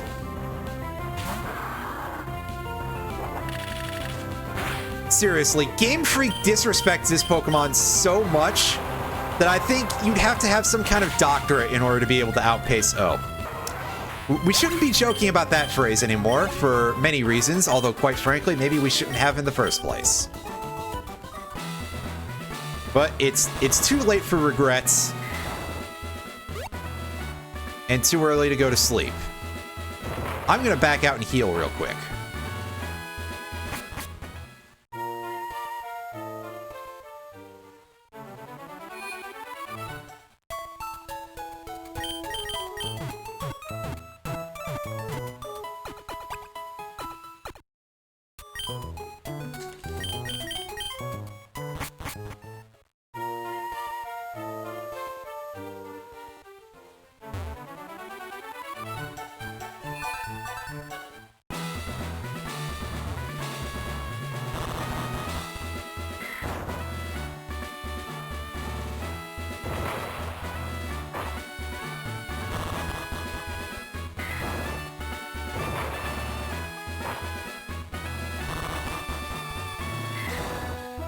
All right, so this will be the way we go here.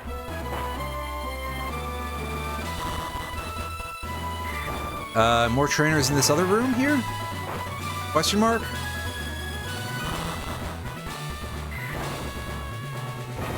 No, just more maze bullshit. Alright. It's a pity, I wanted more EXPs. You never have enough EXP points.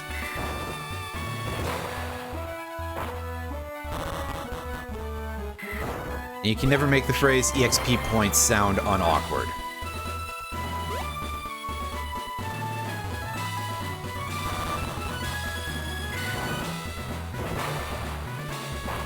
The style of gym kind of sucks, by the way. Like, this is not a literal teleporter maze, but it's the same kind of concept. Oh god, XP points. That's the one that really makes me feel like conflicted. Okay, now hold up. We seem to have taken a bit of a wrong turn somewhere. So let's go all the way to that back chamber again, and...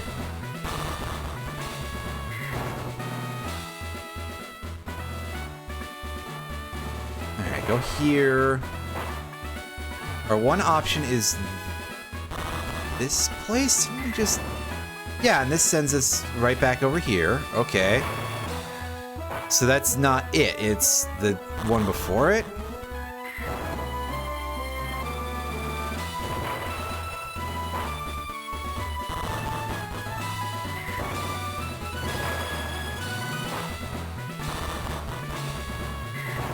Oops. I keep screwing up stuff like that because I forget.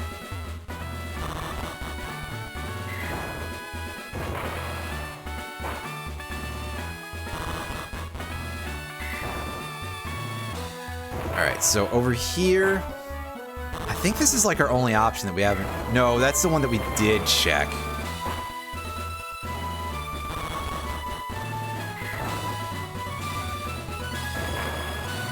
Okay, I think I get it now. Yeah, because that one there is otherwise unreachable, so that's gotta be it. I've just been, like, really buffooning it up here. Well, the problem is that I just was not understanding what the puzzle solution was. It's a legit thing, you know, I'm not gonna cheat for that. It's an RPG, puzzle solving is an actual aspect of the gameplay.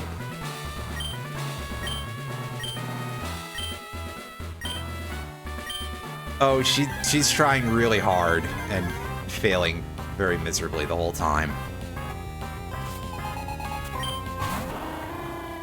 And she's leading off with Knock Owl too, which is like an even bigger failure, but I digress.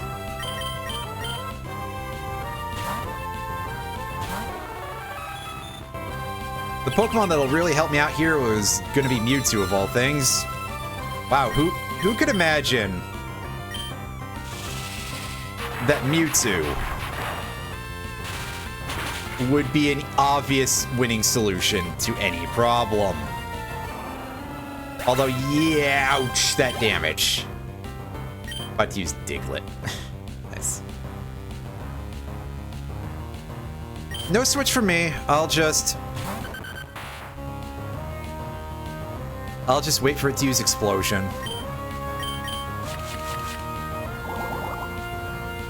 Ingrain to get our HPs back.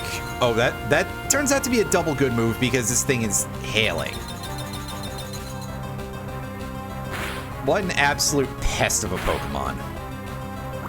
I think my Ingrain is just gonna heal back the hail. Yeah.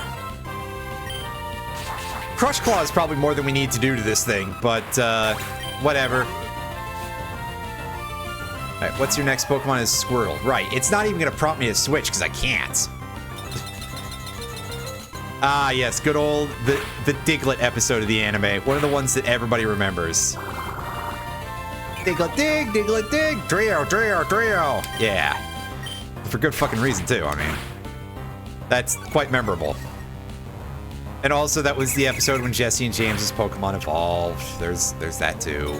Technically, I guess that is a thing that happened. There was probably something else, too, but I don't remember.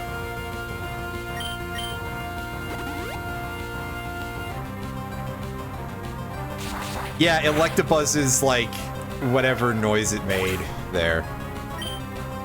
Probably a couple of other Pokemon did like the same sort of noise, but I remember it for Electabuzz. Oh god, that peaked the hell out of the mic. I'm not sorry at all though. I mean, you know. I love the old Electabuzz there. That episode also had Scyther and Pikachu getting like ketchup on its face, and Scyther just having like the thing like it sees red like a bowl, and it just tried to maul Pikachu, which, I mean, that seems like overkill, but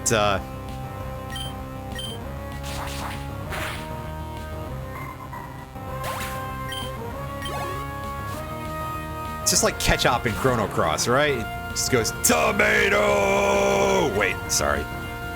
Oh, intimidate. Oh, you just want to make this... You just want to stretch this out as much as possible, don't you? Well, give me your item. Yo! Well, yeah, but none of them said that, right? Oh yeah, Guzzlord who just screams. Classic.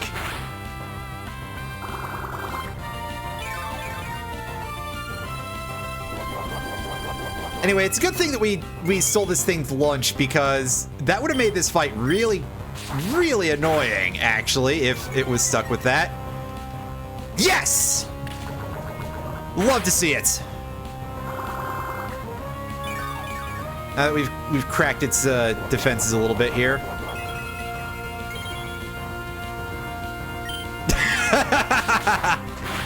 Oh, Brysolf.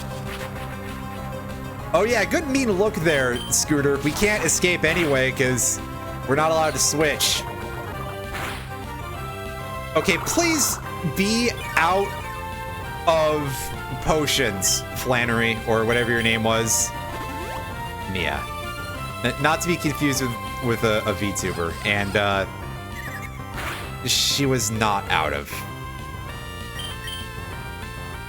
potions. Well, fudge vapors. Do we have like a Max Ether is our best that thing, isn't it? Do we have berries? No, we have. Okay, cool. We got a lemon berry. Alright, restore our Crush Claws, because that's like our only real source of damage here. Thankfully, this thing just wants to keep chipping us with Poison Sting for no real effect. Hey! Maybe use actual moves instead of status effects, bozo. Oh, hey, that one actually worked. VTubers are a very, a thing that it depends very heavily on the audience and the quality of the model and all that other stuff, but I mean, really, the reason why it's a thing is because weebs. Not for nothing. I mean, it is a type of performance art and a means of self-expression. I tend to be very neutral on the subject for the primary matter of the fact that I don't watch a lot of streamers anyway.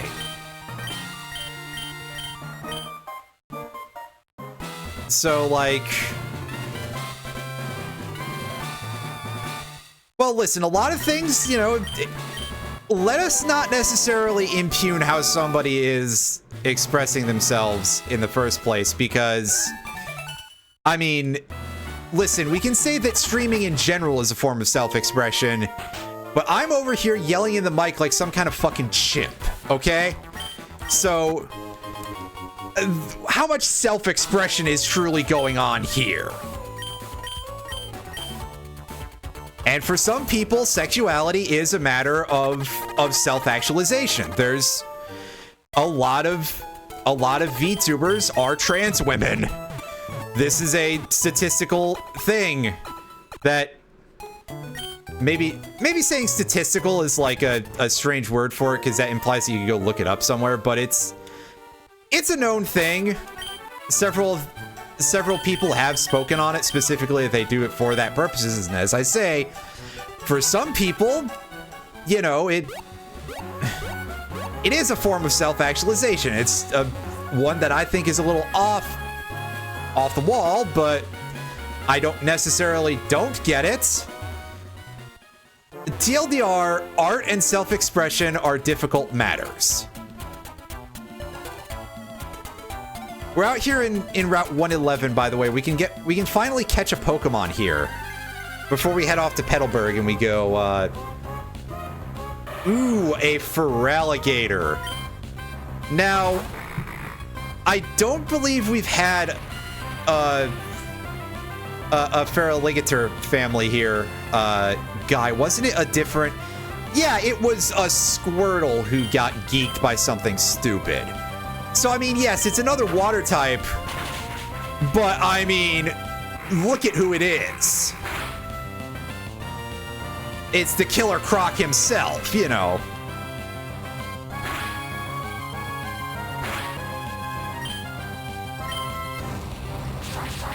Like, it is kind of hard to argue with King K. Rool circa 3200 BC.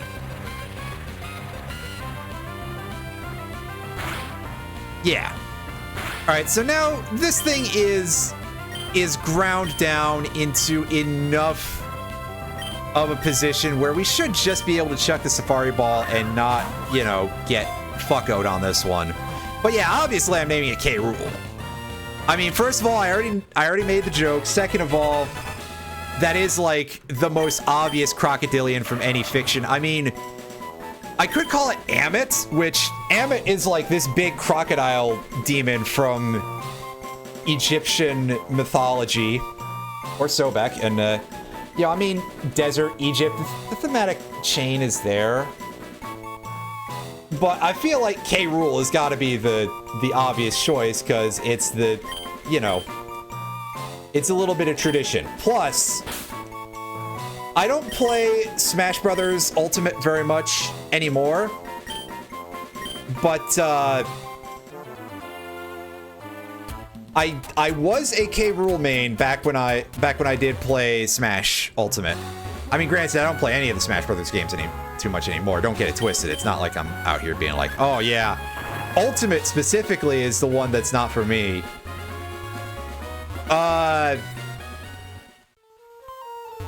Yeah, I mean, I think Amit might actually have been female. That is correct. Well, I mean, obviously he's got to get crowned, Irene. That's the other thing. The other mythological Egyptian crocodilian, yeah, is Sobek or Sebek, depending on spelling. Things are a little bit weird with that kind of stuff. Sebek is the one they tend to use for a lot of stuff in Yu-Gi-Oh! I'm not sure why it was never like changed back to Sobek, but yeah. So basically, because a lot of characters are like often very frequently changed into other languages, for a lot of that shiz. And especially because vowels were frequently quite weird with regard to a lot of pre-Latinate languages. Yeah, I'm more aware of it as Amit, A-M-M-I-T. But yeah, as I said before, a lot of the times non-leading vowels could be a little bit weird, as long as they matched up into like a certain area of sounds. And I mean, truth be told, transliteration is like a whole... transliteration, of course, being the art of moving things from one set of characters to another. You know, so like, you know, how you transcribe Japanese into English. It's a whole thing. Yeah, I mean, Joey, yeah. This right here, this has definitely got the makings of a champ, depending on what kind of other moves we can fit over a couple of those positions. Depends. But I think overall we are looking at a very good Pokemon here. So we can just leave Obsta who there, and we'll feed it the EXP share. Because yes. I'm gonna go through my bag correctly.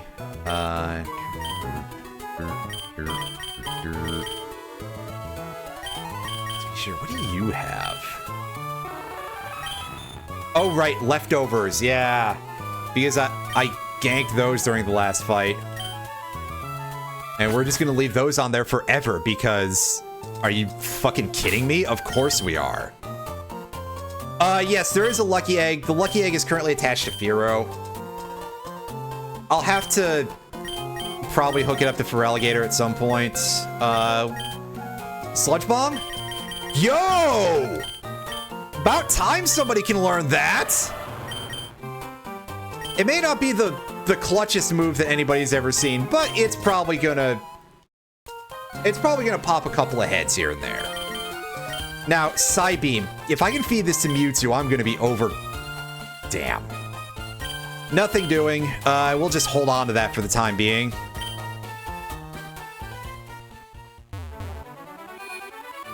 I should probably go in here and I should dump that Wish TM already, because that's not doing us any good.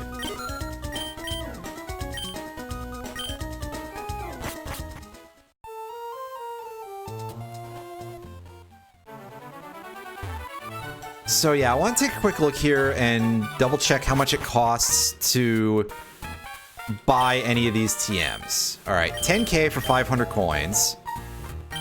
And the TMs cost 1,500, 3,500, 4,000, 4,000, 4,000. So we can't actually buy the big boys yet, but I'm gonna save, and I'm gonna check out those two cheaper ones and see if either of them are worthwhile. I mean, again, I guess I could subject you all to gambling, but I'm not a complete monster. Dragon Breath for 32. That's kind of neat.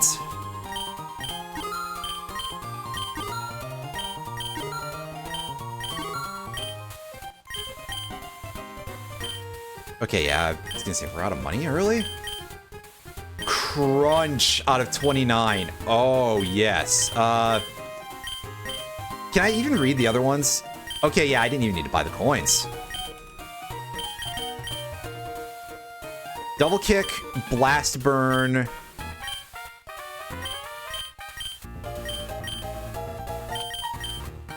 And Flatter. Well, it's very funny that the more expensive ones get more useless.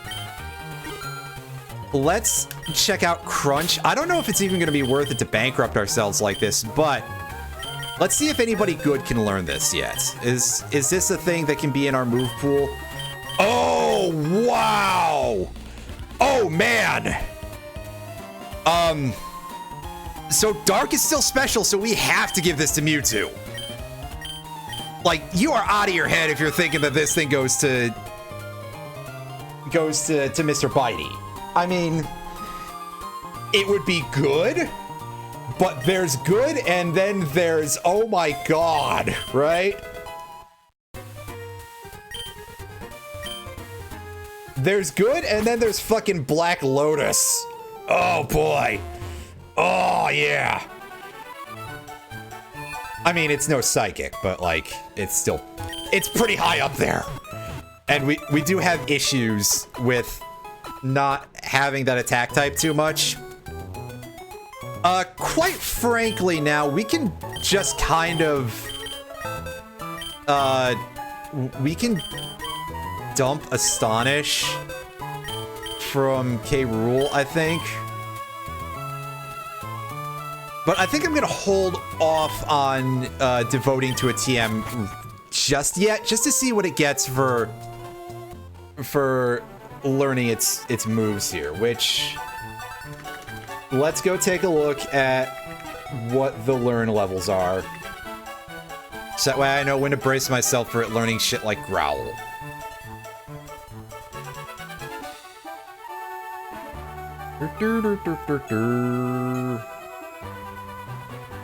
21? Okay, so I guess it just learned a move. Which means its next will be at 28.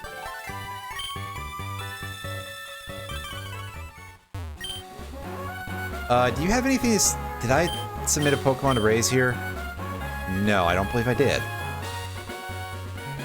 Which is a shock, because I think I said this would actually be a thing of value. Nah. I mean, I could feed it something that's, like, underwhelming and have it ready to go for when the inevitable inevitably happens, but for the time being, I don't like to think about that, and, you know what? I am gonna go side questing for a second here, because there's a thing we can do in Mount... what's it called?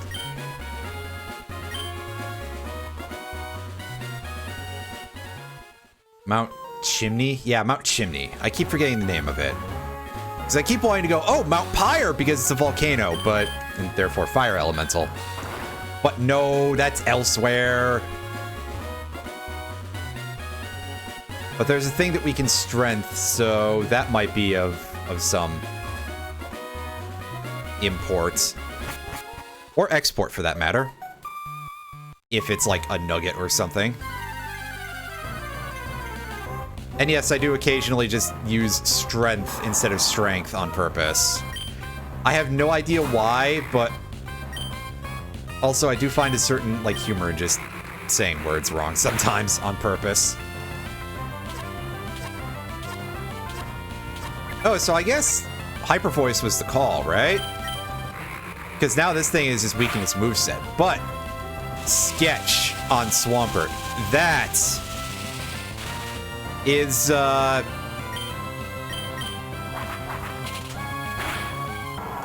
you know, that sounds cool.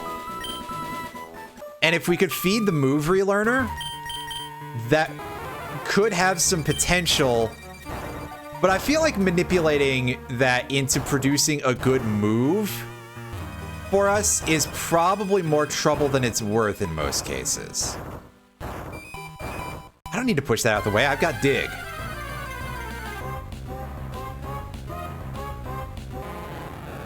Oh, hey, look, it's a Magikarp. This is not going to be worth the XP. I'm not even going to fight this. Oh, I can't escape because I'm slow as... Oh, you jerk. Wait, Magikarp has Spore? Did I just not look at this thing's moves? I would do that. Because now I'm sitting here like, a Gyarados with Spore seems pretty upsetting of a thing to run into on a concept level. That could be a Pokemon if somebody on our team bites the big bazooka. And we got paralyzed.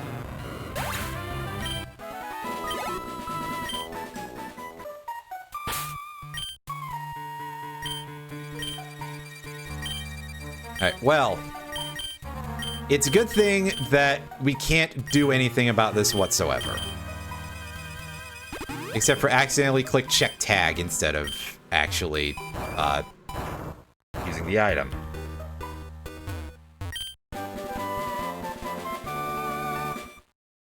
Ah! That's not useful. There's no guard in this game.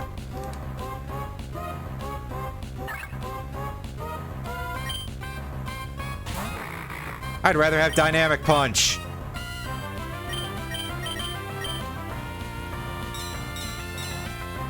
Sweet Kiss is confusion. Yeah, so I can continue attempting to run away. Can this thing let me go? Oh, gross, it has Feint Attack. Oh, right, it doesn't do any damage because it's 11 levels lower. Dusclops is pretty hardy, and of course, it's Love Disc.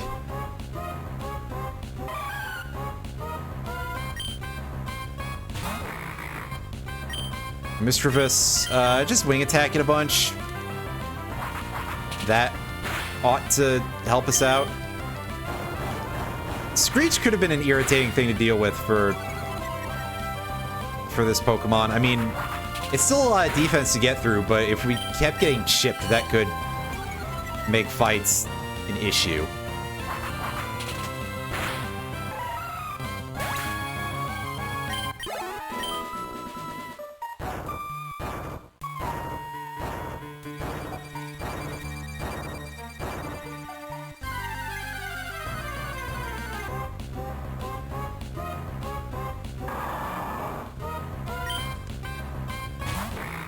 Alright, we know how to handle this thing.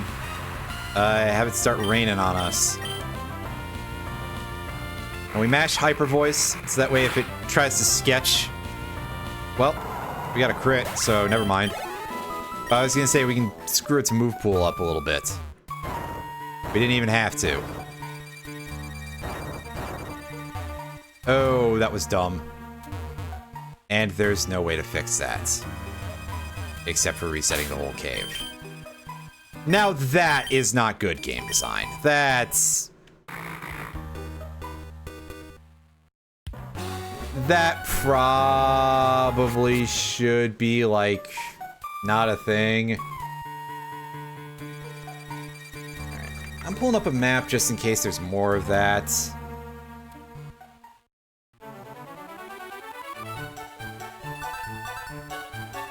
Oh, conveniently this map doesn't show me the rocks.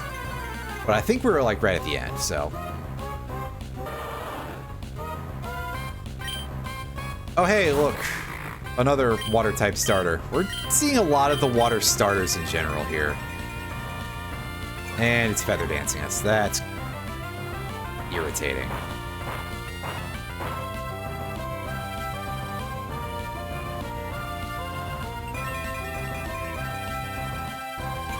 Is it levitating?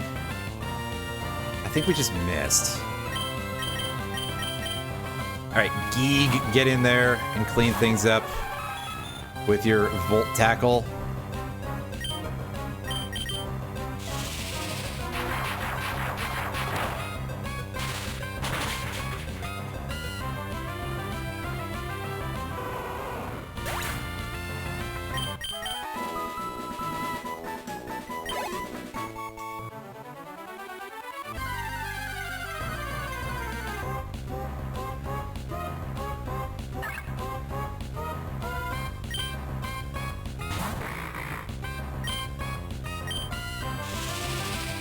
Oh, this thing has Volt Tackle too for some reason.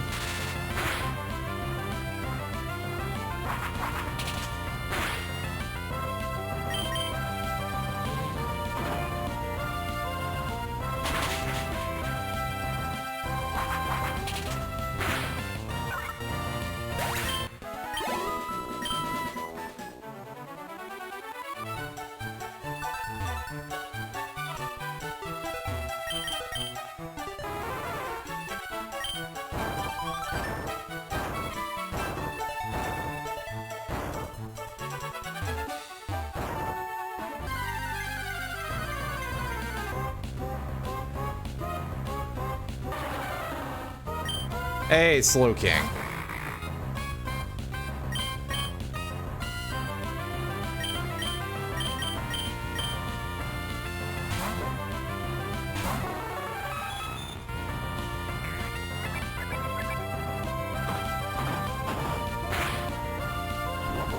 Oh, that's an interesting metronome.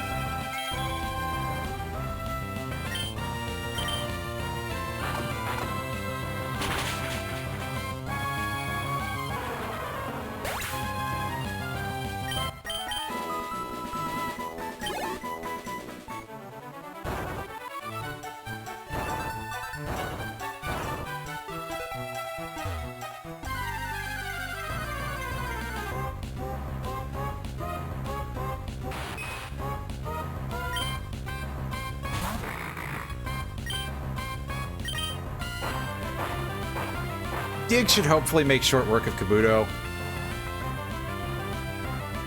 And yeah, I mean, these things aren't necessarily worth a ton of EXP, but we'll take them anyway.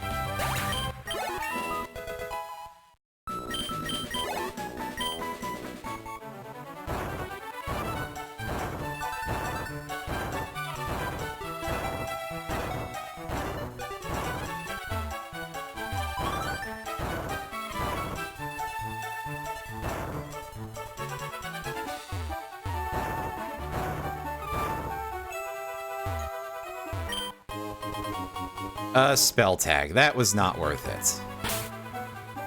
Oh well.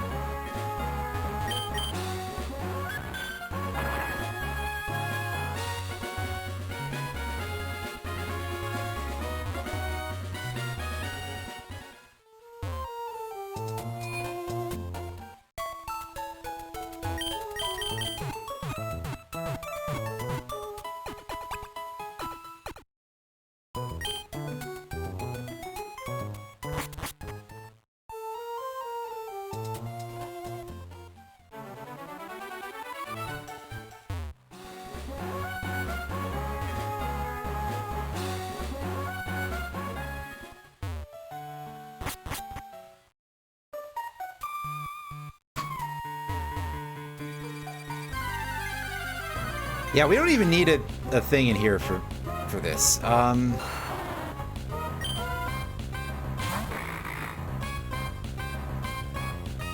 My question is,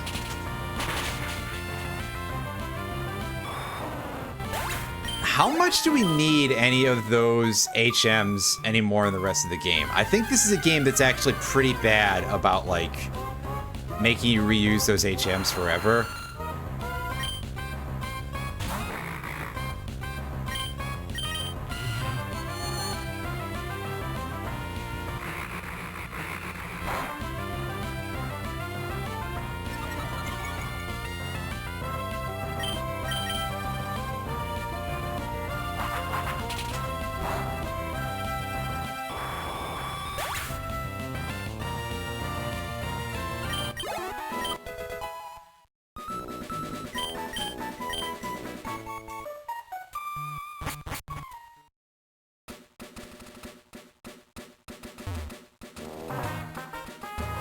Yeah, really, Aerodactyl with speed boost, that's probably unnecessary, but, you know.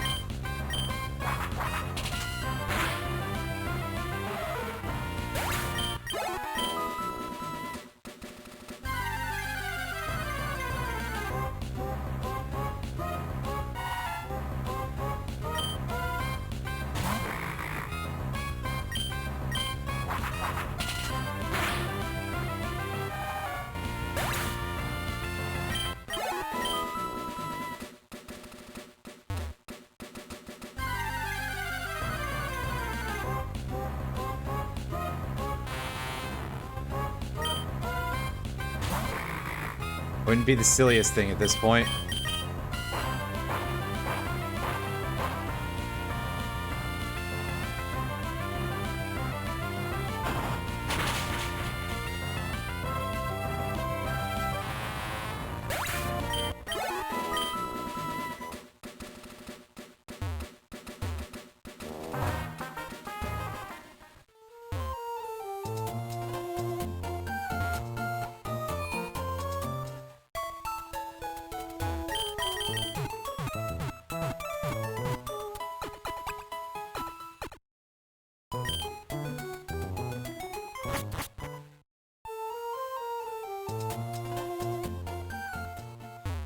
Alright, just gotta keep on heading on back to Petalburg.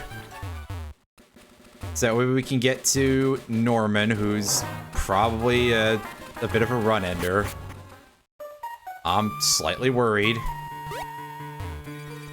Because he's already a jerk in the normal game. This time around, it could be much easier, it could be so much worse. He could still have a Slacking and it could have huge power or something.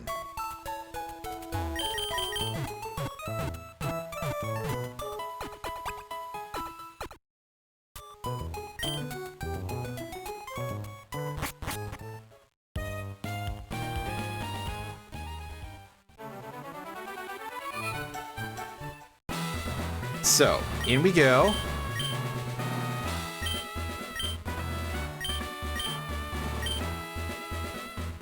We're gonna check every room here and get into as many fights as the game will let us.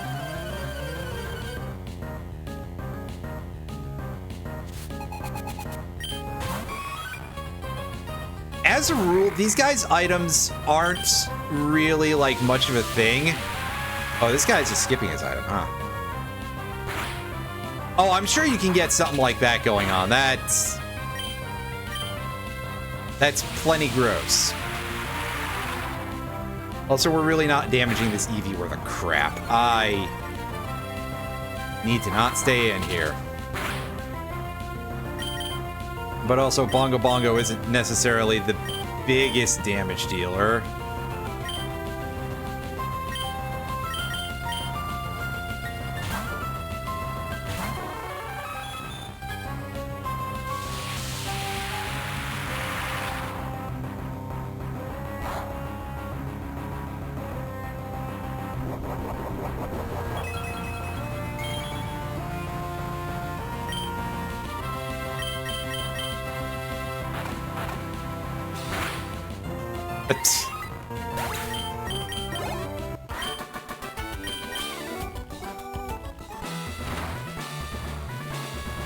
I get it.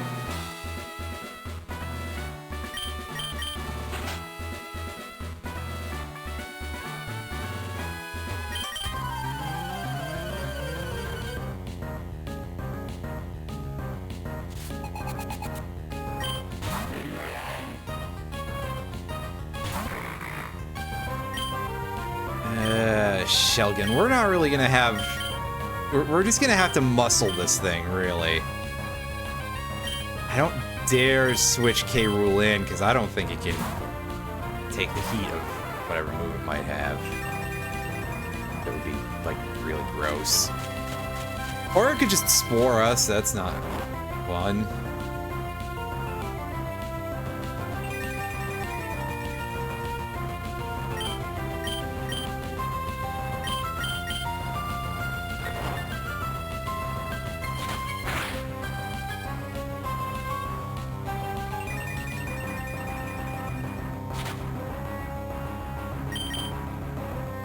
It has Clamp, which kind of works for the way it looks. The way it looks, yeah.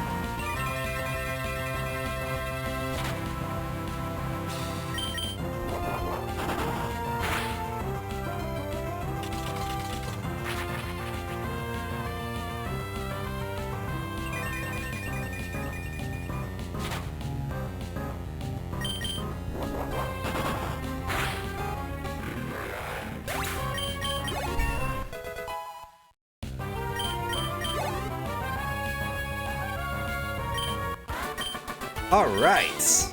Nice. Nice. As that opens up the two doors. Defense room. Yeah. Goody.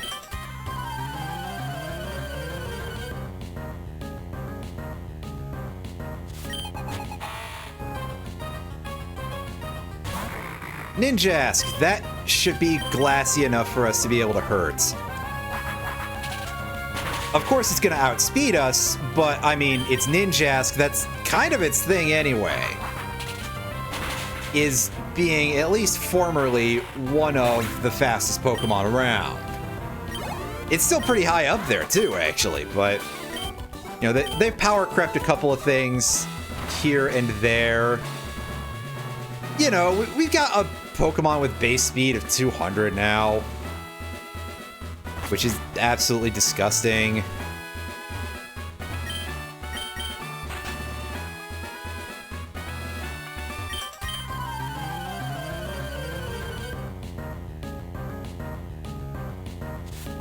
You know, Regieleki is kind of ridiculous, if we're being honest about it.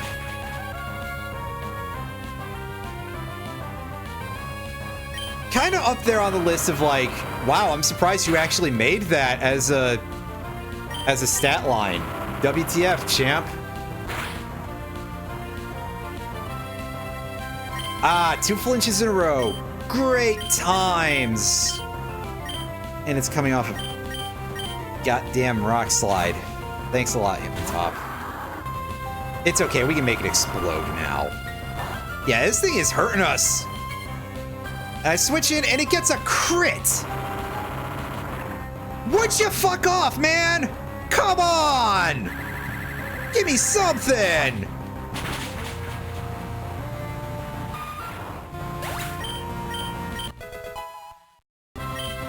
You Rudy Roo, jeez.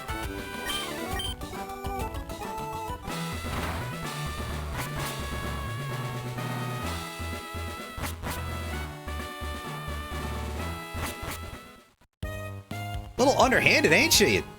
You? Where'd you learn how to do that? By reading Smogon?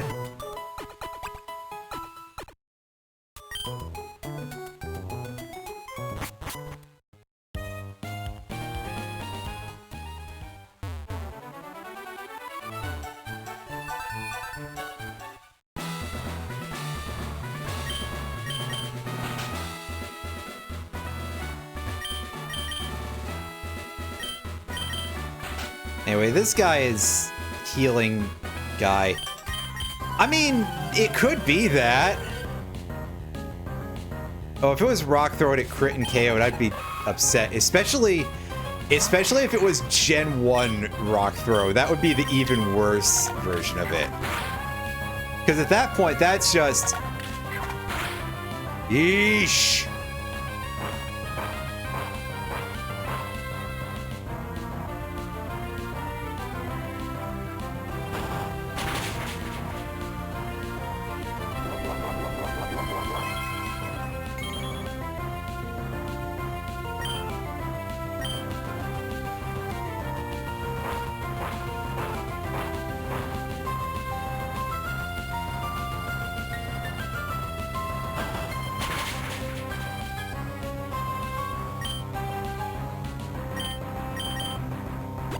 Wow, we're just not hurting this thing much at all.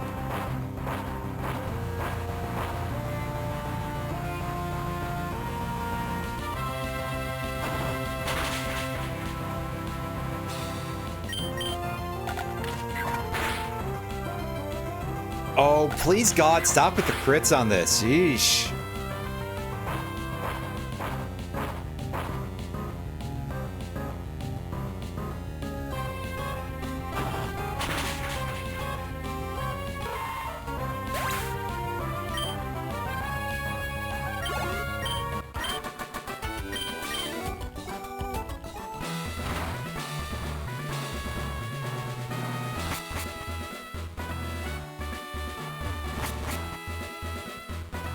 Alright, let's go back and heal again.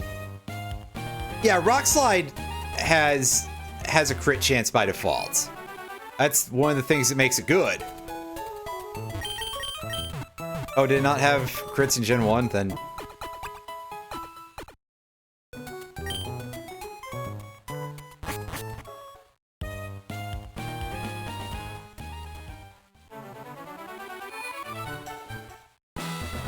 did I say crits? I said the wrong thing, yeah. Listen.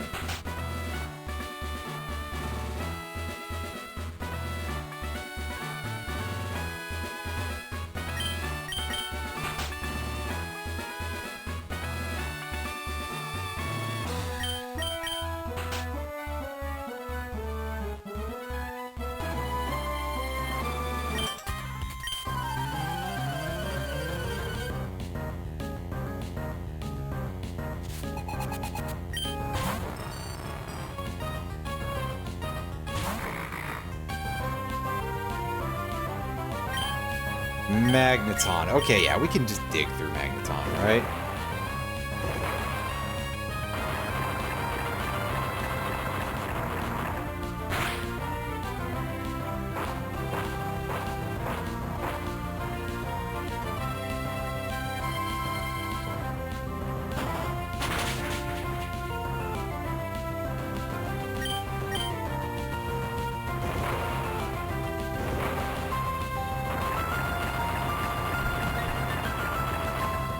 Yeah, Magneton has stats, and also apparently one of them is special attack because Jesus.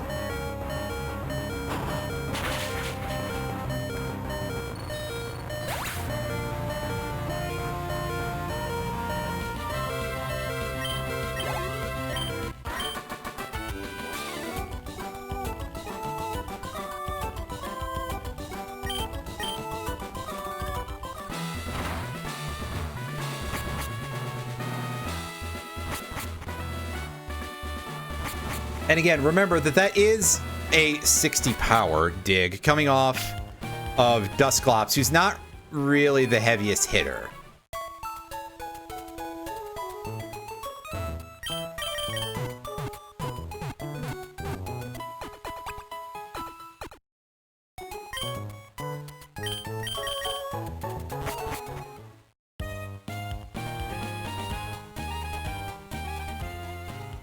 $120, $125. I mean, it's still, it's pretty good. That's the important part here.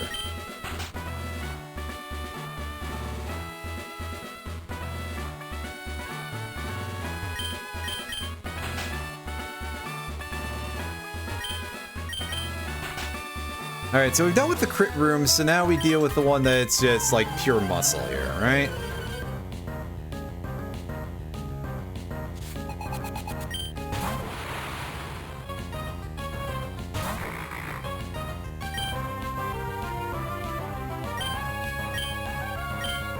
Now, fighting this thing should be quite doable for us. It's just a Kadabra.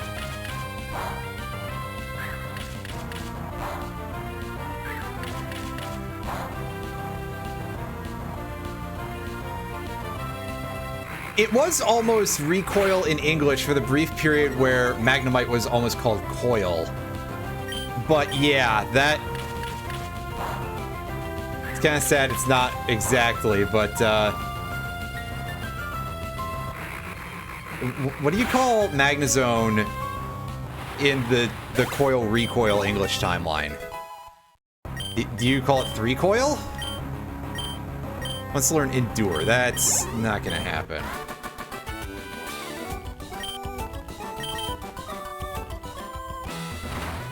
Okay. So now it's time for the gym leader, which means that it's also time for us to not even remotely fuck around with anything that's not our absolute best up at the front.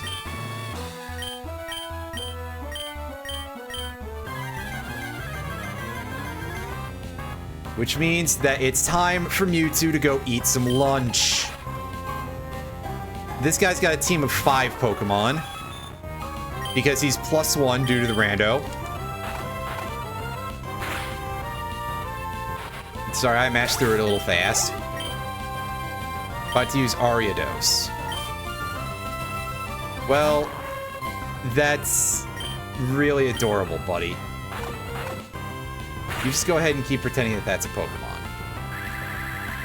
Oh, I mean, Aeroblast might actually give it a little bit of punching weight.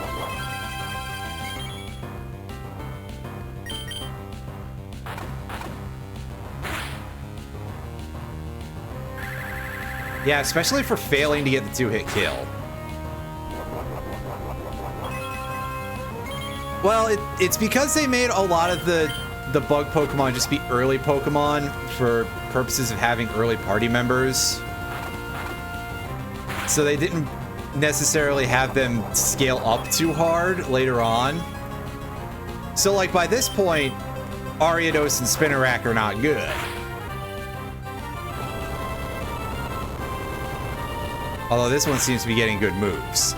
They finally seem to have learned to, like, let even introductory Pokemon be good by the time of, like, Gen 5. Which also, incidentally, is when they started boosting a lot of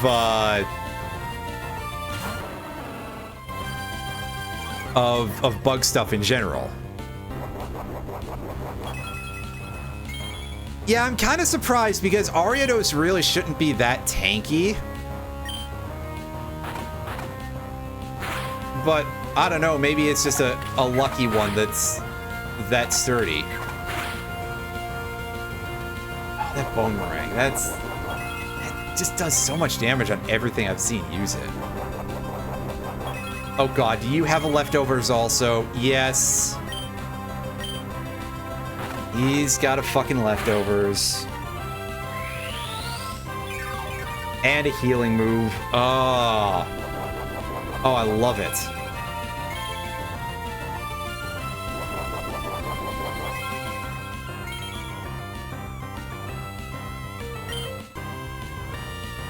This isn't terrible or anything.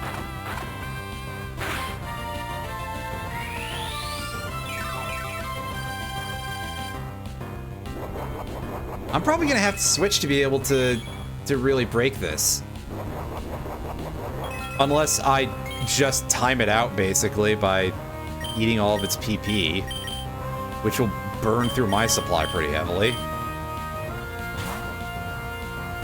Yeah, so it is a little weird that it's not doing a huge amount there, but because it's Ariados, it's not really a tanky Pokemon, but sometimes the RNG just says strange things. Okay, could you stop, please?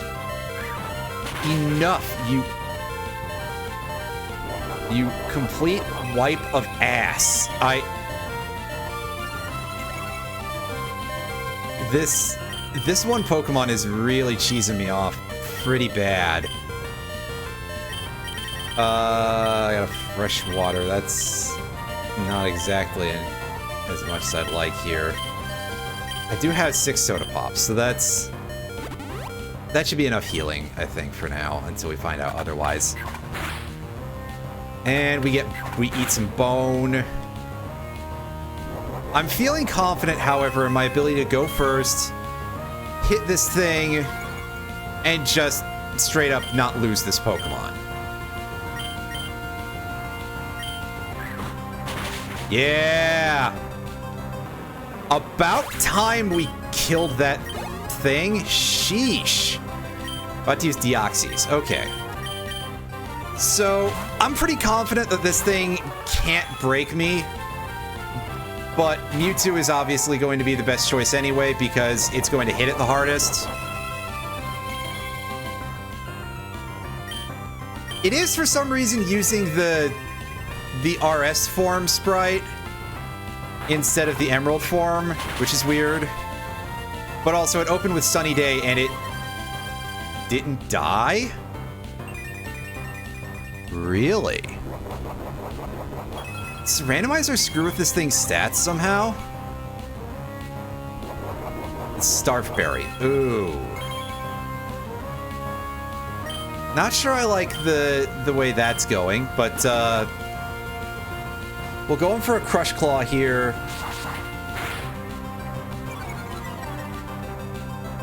And we'll chip its defense. All right. This could be real bad depending on what its actual move pool is like, because I don't think we've seen very well. Ha! Oh, I was gonna say it's gonna reduce the damage we deal, but not by enough. And last Pokemon is Illumise, because I guess that needs to exist. So literally Deoxys just doesn't seem to have any attacks. Hey, look, we caused Sunny Day again. There is so much Sunny Day in this rando. It's a little stupid. Sunny Day, drought, just all the time. Why is it like this, man? I don't know.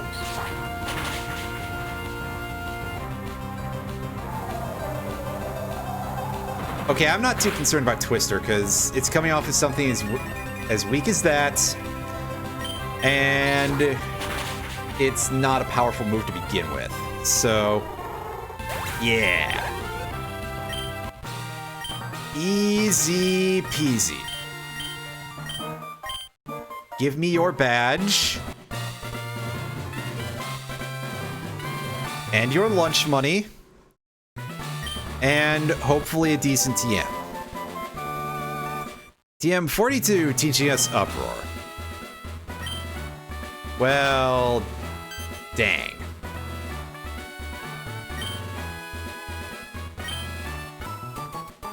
Just give it to me right here. Why do you have to lead me all the way over here, you freak? I did pick up an amulet coin, yes, and it's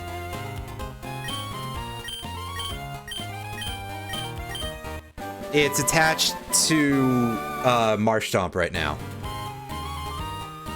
Hey, this guy made us get HM3 instead of leaving us to explore for it, so that's actually okay. But also, why couldn't you just give it to me in the gym? Alright, so now it's time to feed Surf to, like, a lot of Pokemon. Because... yeah, the amount of things that can put this to use are quite large. Even Bongo Bongo might have space for it in his move pool.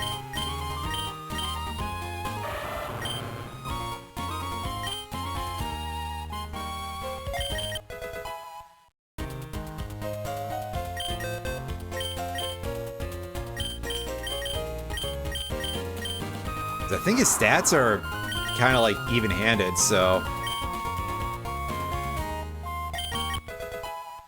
I'm gonna take a quick look at that, though, and make sure that I'm sure about that.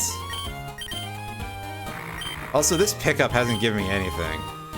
Yeah, 48, 42. I think fitting Surf in there is actually a thing we can do, and that will actually be quite handy.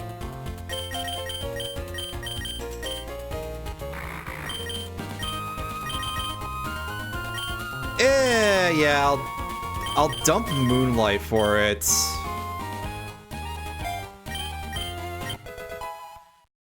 So I think the deal with Surf in Emerald is that it hits everybody around and not just the two opponents, which was the case in Ruby and Sapphire and in Pokemon Coliseum. I remember that for whatever the reason may be.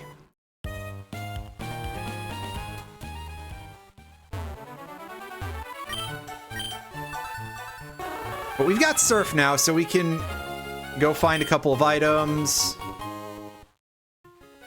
We can potentially get an encounter in Petalburg that's not dependent on an old rod, so you know, something that might actually be of a level that's real.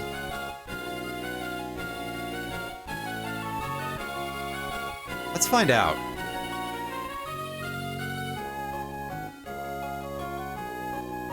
Yes, Water Absorb existed in this generation. Storm Drain is the one that did not.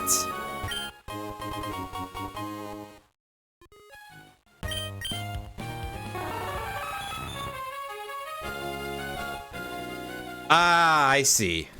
Well, I usually just murder everything I see, so...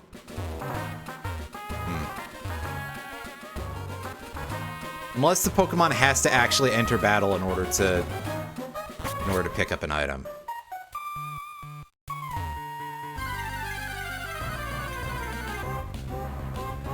Okay. So in that case, yeah, it's just free money and I just haven't had good luck with it.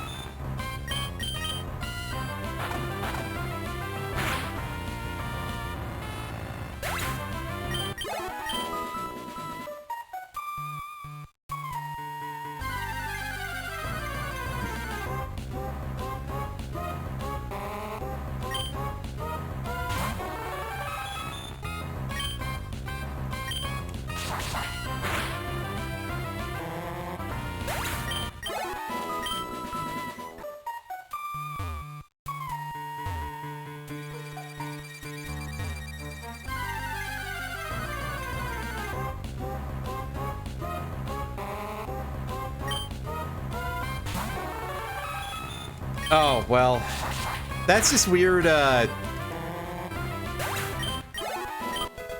differing stream delay, I guess. Technology is quite complicated. In short.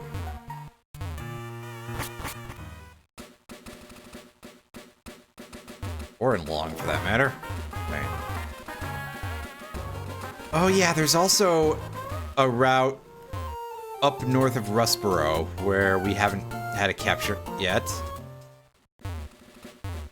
And there's even some trainers for us to fight still, I think? Like, yeah, there's these two goofballs that I missed.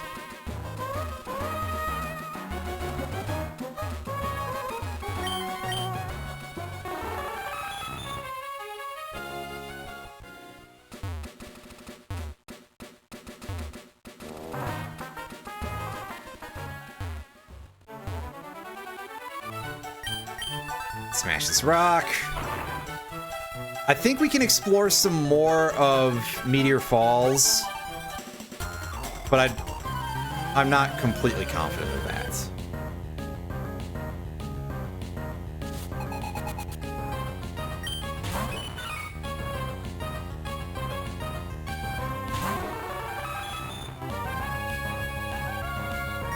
I have not caught anything with Surf yet. I don't know if you even can in Petalburg, actually. So that would be something for me to go double check.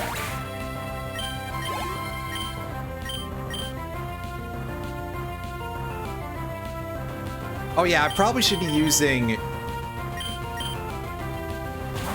other Pokemon to... Okay, yeah, you can catch something in Petalburg by surfing, which just didn't have any luck with it. So, Chansey, we should hit this with physical attacks, which in this case is going to be Hyper Voice.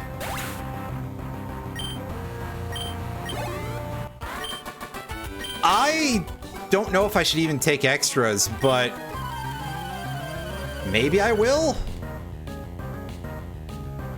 I will take them from the cities and stuff where there's capture points for things like that. Like, again, we'll probably go back to Petalburg and try to catch something.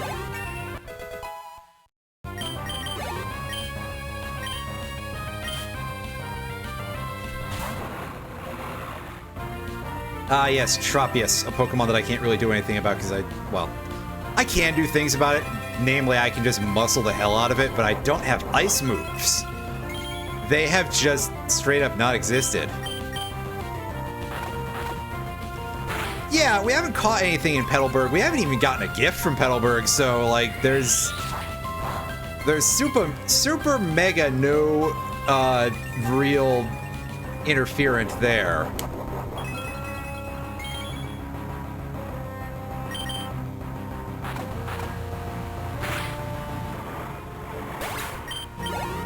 It's just, hey, go get you something that could be another water type. For all you know. Well, over here, let's try surfing up from this. Oh, well, here's our catch for 115, or whatever this place is. It's a Cascoon. Nah, I don't even feel like it. There is no chance of this thing being useful. Besides, we've seen Dustox, and we've seen that Dustox doesn't have anything that impresses us. So we'll just annihilate that and take its 2 experience. Which, you know, is also kind of useless, but it is sort of the principle of the thing.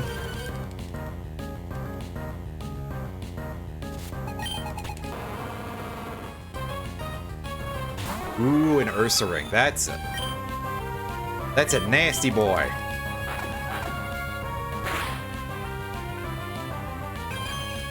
With Moonlight, which kind of fits it a little bit. God, the healing moves are just out in force.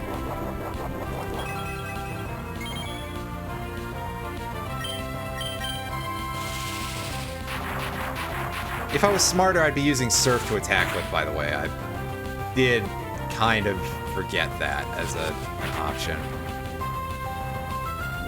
But at the very least, it decided not to Moonlight again, so we managed to circle around that little issue.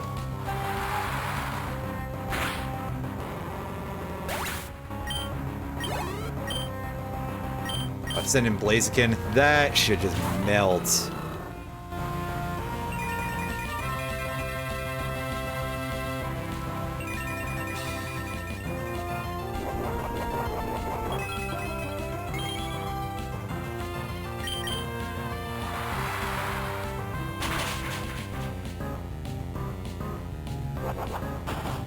Wow, it didn't die instantly to Surf. That's a shock.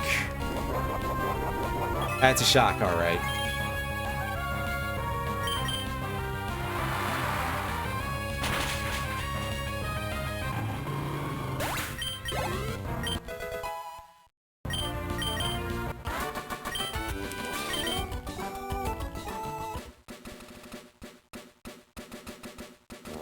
Oh, I see somebody is over there trying to be sneaky with that fake tree.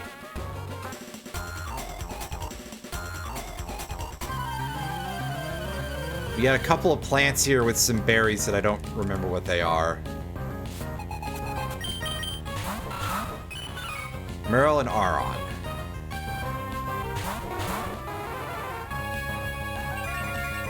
Nice and simple Pokemons that should die pretty quickly.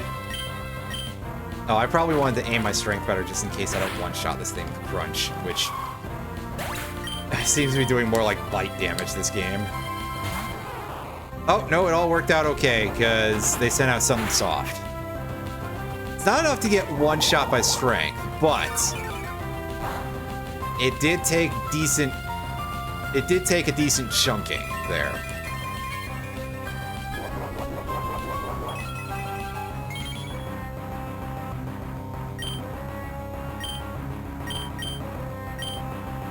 Actually, yeah, Volt Tackle it. Probably massive overkill, but eh.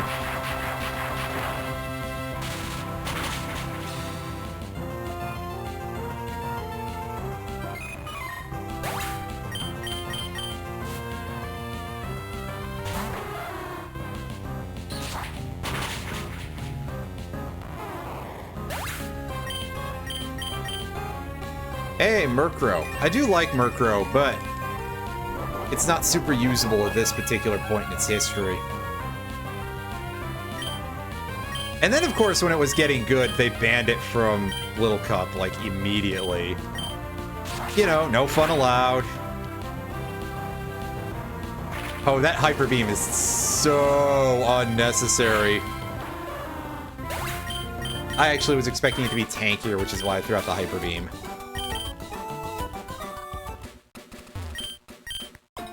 Kelpsy berries. Yeah, these are not useful to our endeavors whatsoever.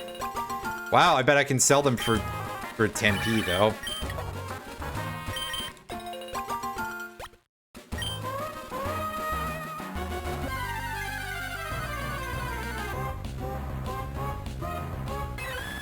Oh, look, it's another one of these things for some reason. I'll just hit it with Surf, which is neutral damage. It'll do good enough for a hit or two.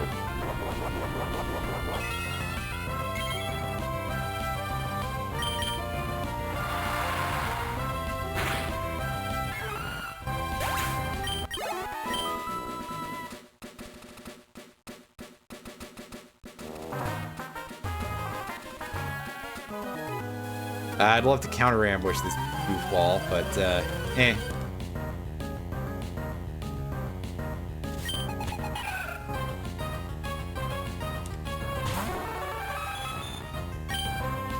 Yeah, now it thinks I'm gonna... Yeah. Basically.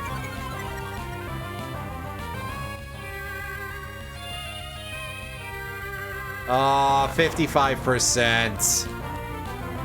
We got sung.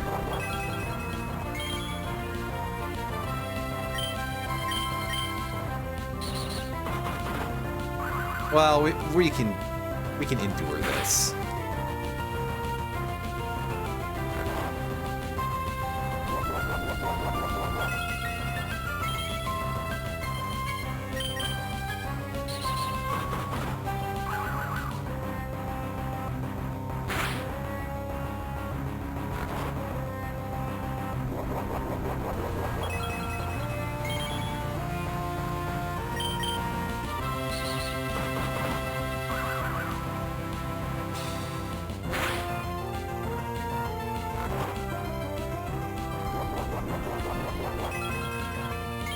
Wake up already, you two? After like several turns of just sitting here after you got sung, which I guess fits for the nickname, but also there we go. Longest sleep of my life on a 55%. I love it. About to send in Primeape. So Primeape is quite fragile. We should be able to have Bongo Bongo deal with it, hopefully. We got Wing Attack. My hope is that this thing can't really hurt us very much. If this was not a randomizer, it wouldn't be able to hurt us, that's for sure. Oh, it's prepping Sky Attack. That's slightly worrying under some circumstances, but eh.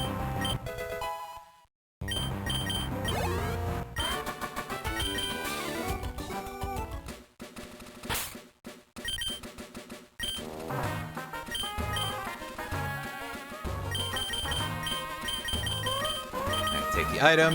TM18. Oh, nice. We got TM. I don't think it's Giga Train. That's pretty legit. As it can only be taught to muds. That's less so, but we might have space for it in here. Yeah, I don't know. I like Rock Blast, but I don't think it's been doing much for us lately. So we're gonna dump that in favor of Giga Drain. This is probably a mistake, but we'll do it.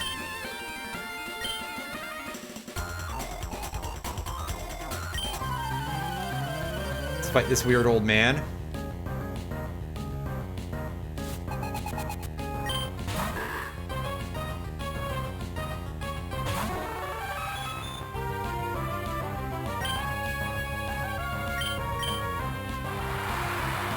Simple slack off. This thing can be surfed to death.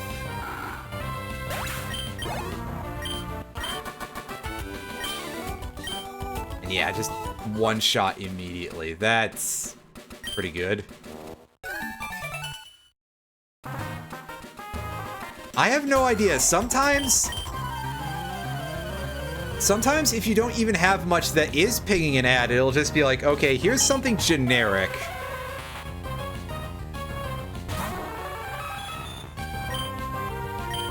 But,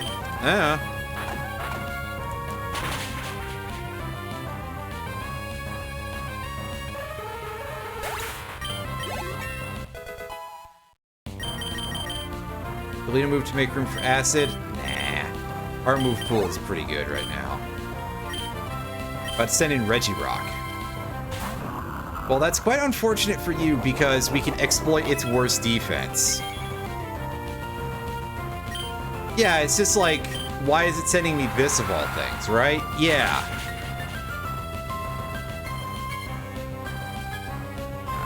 Oh wow, it lived through our surf and it's resting, which means that it's not going to live through continued clobbering, so... A bit of a waste of your time there, champ. Unless you've got an awakening somewhere that you can use. And even then...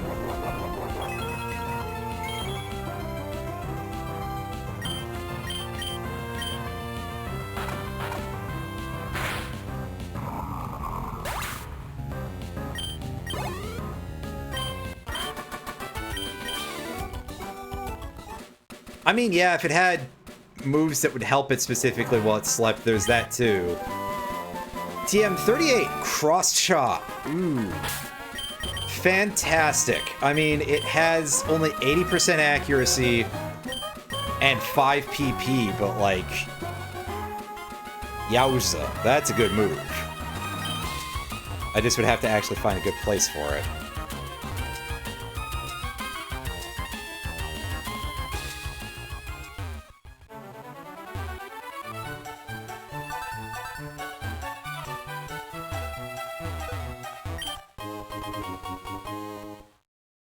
Yeah, and we've been very much about like, hey, we keep getting these moves with garbage accuracy, what gives? So it seems a little bit of an odd thing for me to be like, yeah, that's good, but I think Brick Break has an awkward learn set that doesn't hit a lot of Pokemon that can get Cross Chop instead. So we'll look at it eventually, though.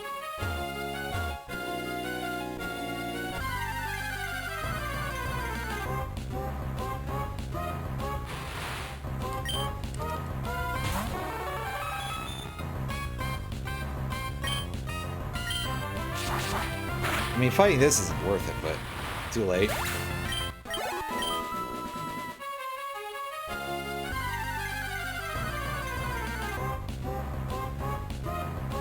Yeah, I mean, that would give us... Oh, hey, we could have had this instead. I don't know that Cyndaquil will necessarily have the moves, but, yeah, I mean, that would definitely work for it, but,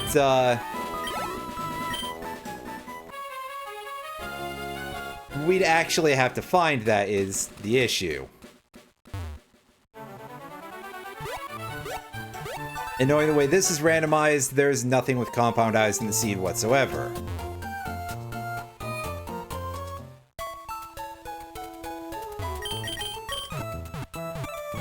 So I think that's the major surf areas explored, with the exception of us not having gotten a Pokemon from Heidelberg City yet. Which we may as well go back and do. And then we'll gear up for next time when we go to the west of Mauville. Or east of Mauville, pardon me. I mean, I guess I could explore more of Meteor Falls, but I don't feel like it right now.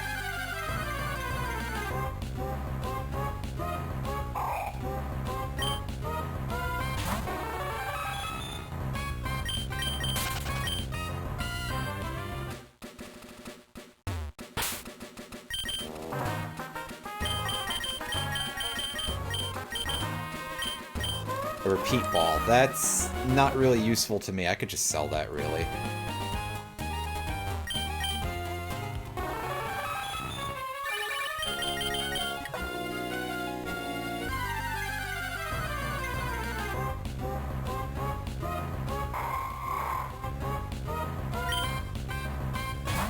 Armaldo, and it's level 29, so it's actually coming in pretty hot here.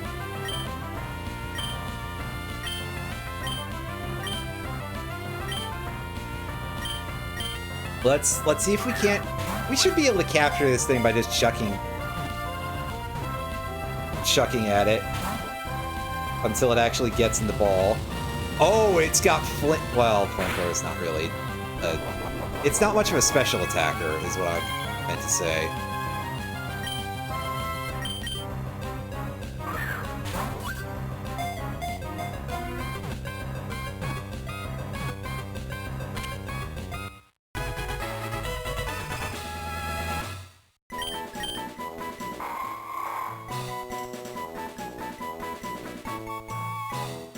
With its weird eyes and 6 feathers, and Armaldo is a very strange critter.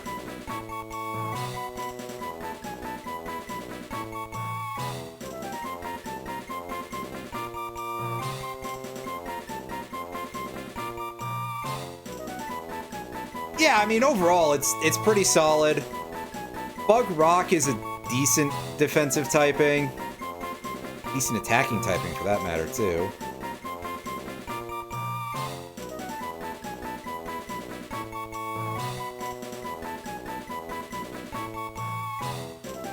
As I'm trying to think of a nickname for this rat bastard.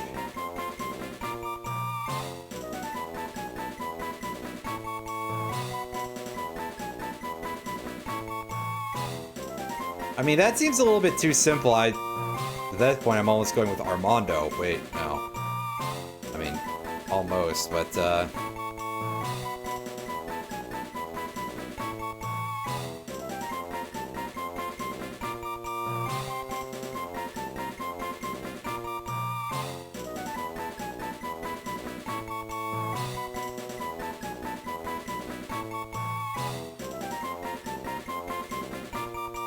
mean, it's like this big suit of armor. Trying to piece something together with this.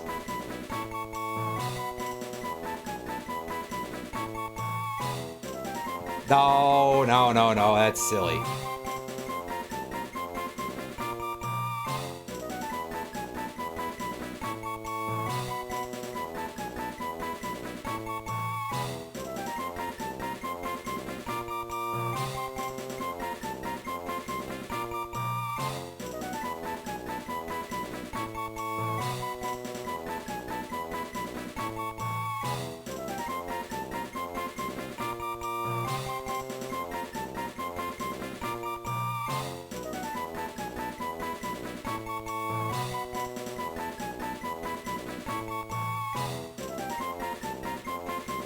Yeah, Armaldo is a very odd design for a lot of reasons. So, like, yeah. What do you do with this?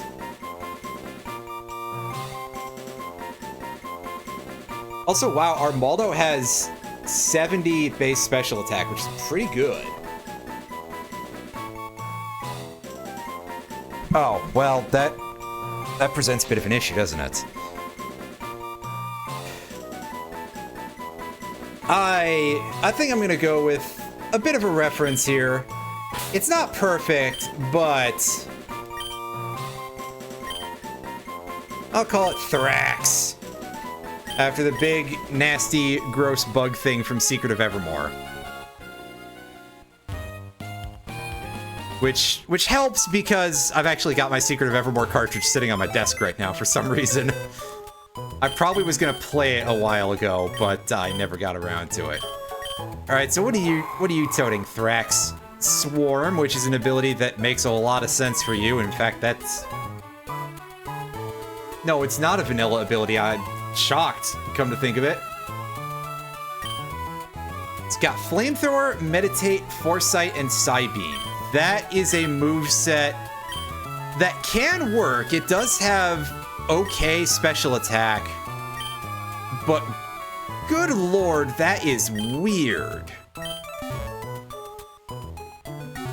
I'd have to tool that up a little bit to really make it work. Yeah, I mean, like I say, it has 70 base special attack, but it has 125 base physical. So I am going to pick it up and I'm going to see if it can brick break.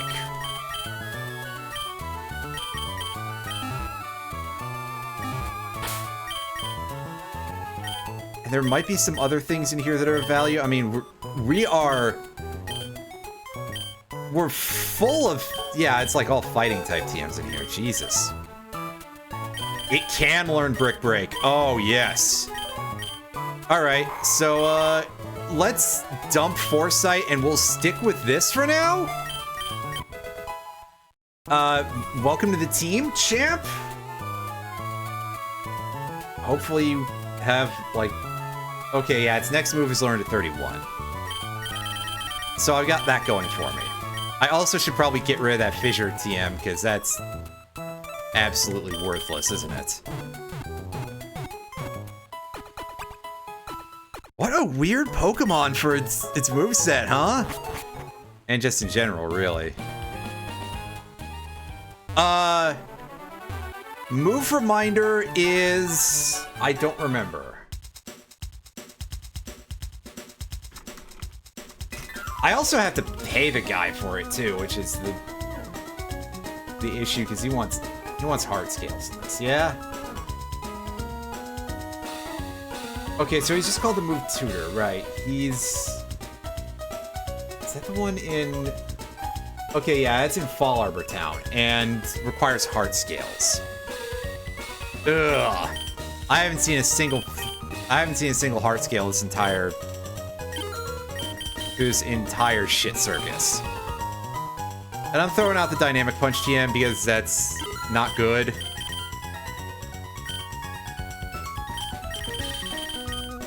Yeah, the issue is just that I can't pay for it.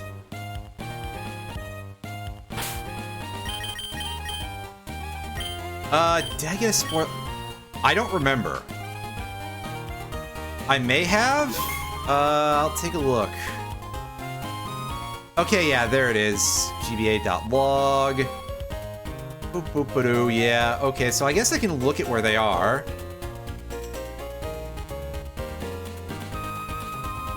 Just for curiosity. It's not like it's gonna, you know, break the game or anything. Art scale, 1% for pickup between level 1 and 10.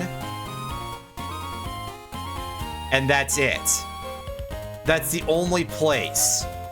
Is I need a Pokemon between levels 1 and 10 with pickup. And it's a 1% chance. shared with a Great Ball. So, yeah, that's just not happening. Oh well. We'll just have to be very careful with our stuff, but that's a concern to worry about next week.